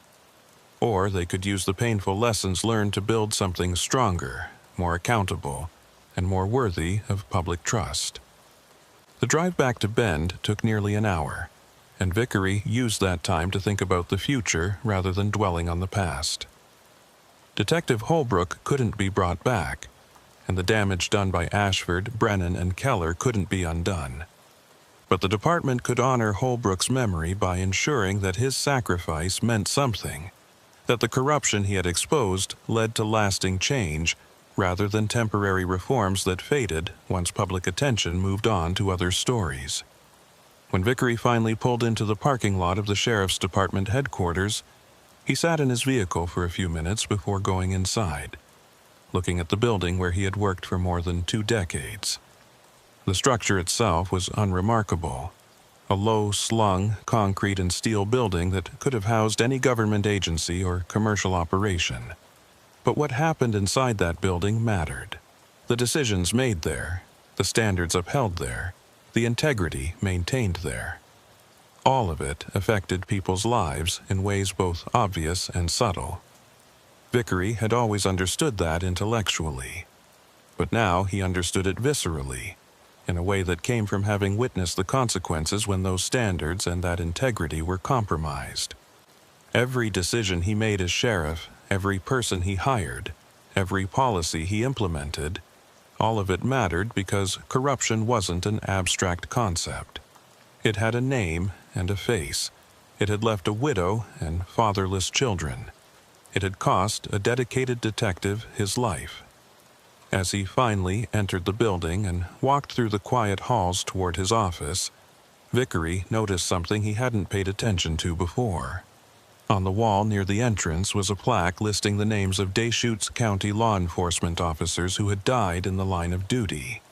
The list was mercifully short. The high desert might be dangerous terrain, but it didn't produce the kind of violence that claimed officers' lives with any regularity. But recently a new name had been added to that plaque: Detective Ryan Holbrook. Vickery stopped and stood before the memorial, reading Holbrook's name and the dates that bracketed his too-short life. 42 years old when he died, married, 2 children, 14 years of service to the department. The bare facts told nothing about the man himself. His dedication, his frustration with corruption, his determination to expose wrongdoing even when it put him at risk.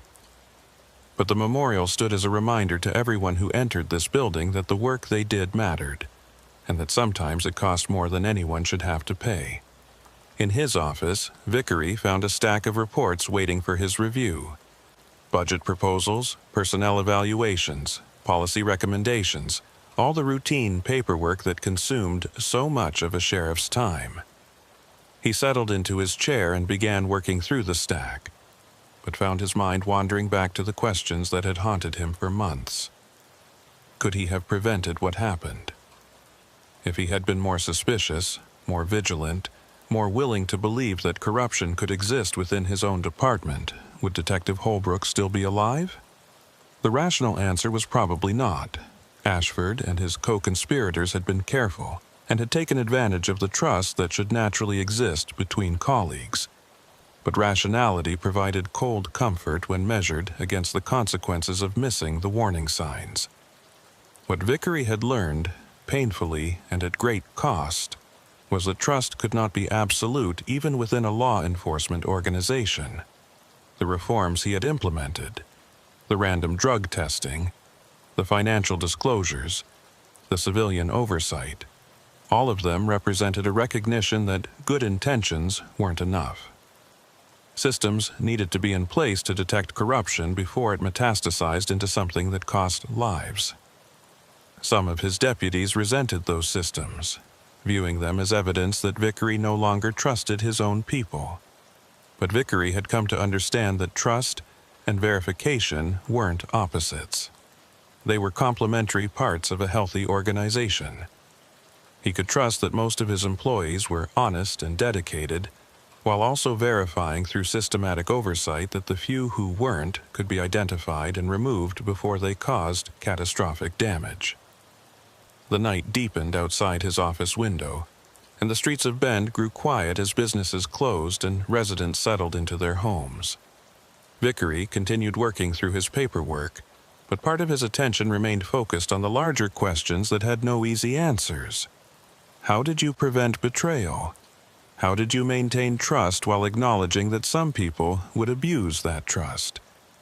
How did you honor the memory of someone who had died exposing corruption by ensuring that their death led to meaningful change?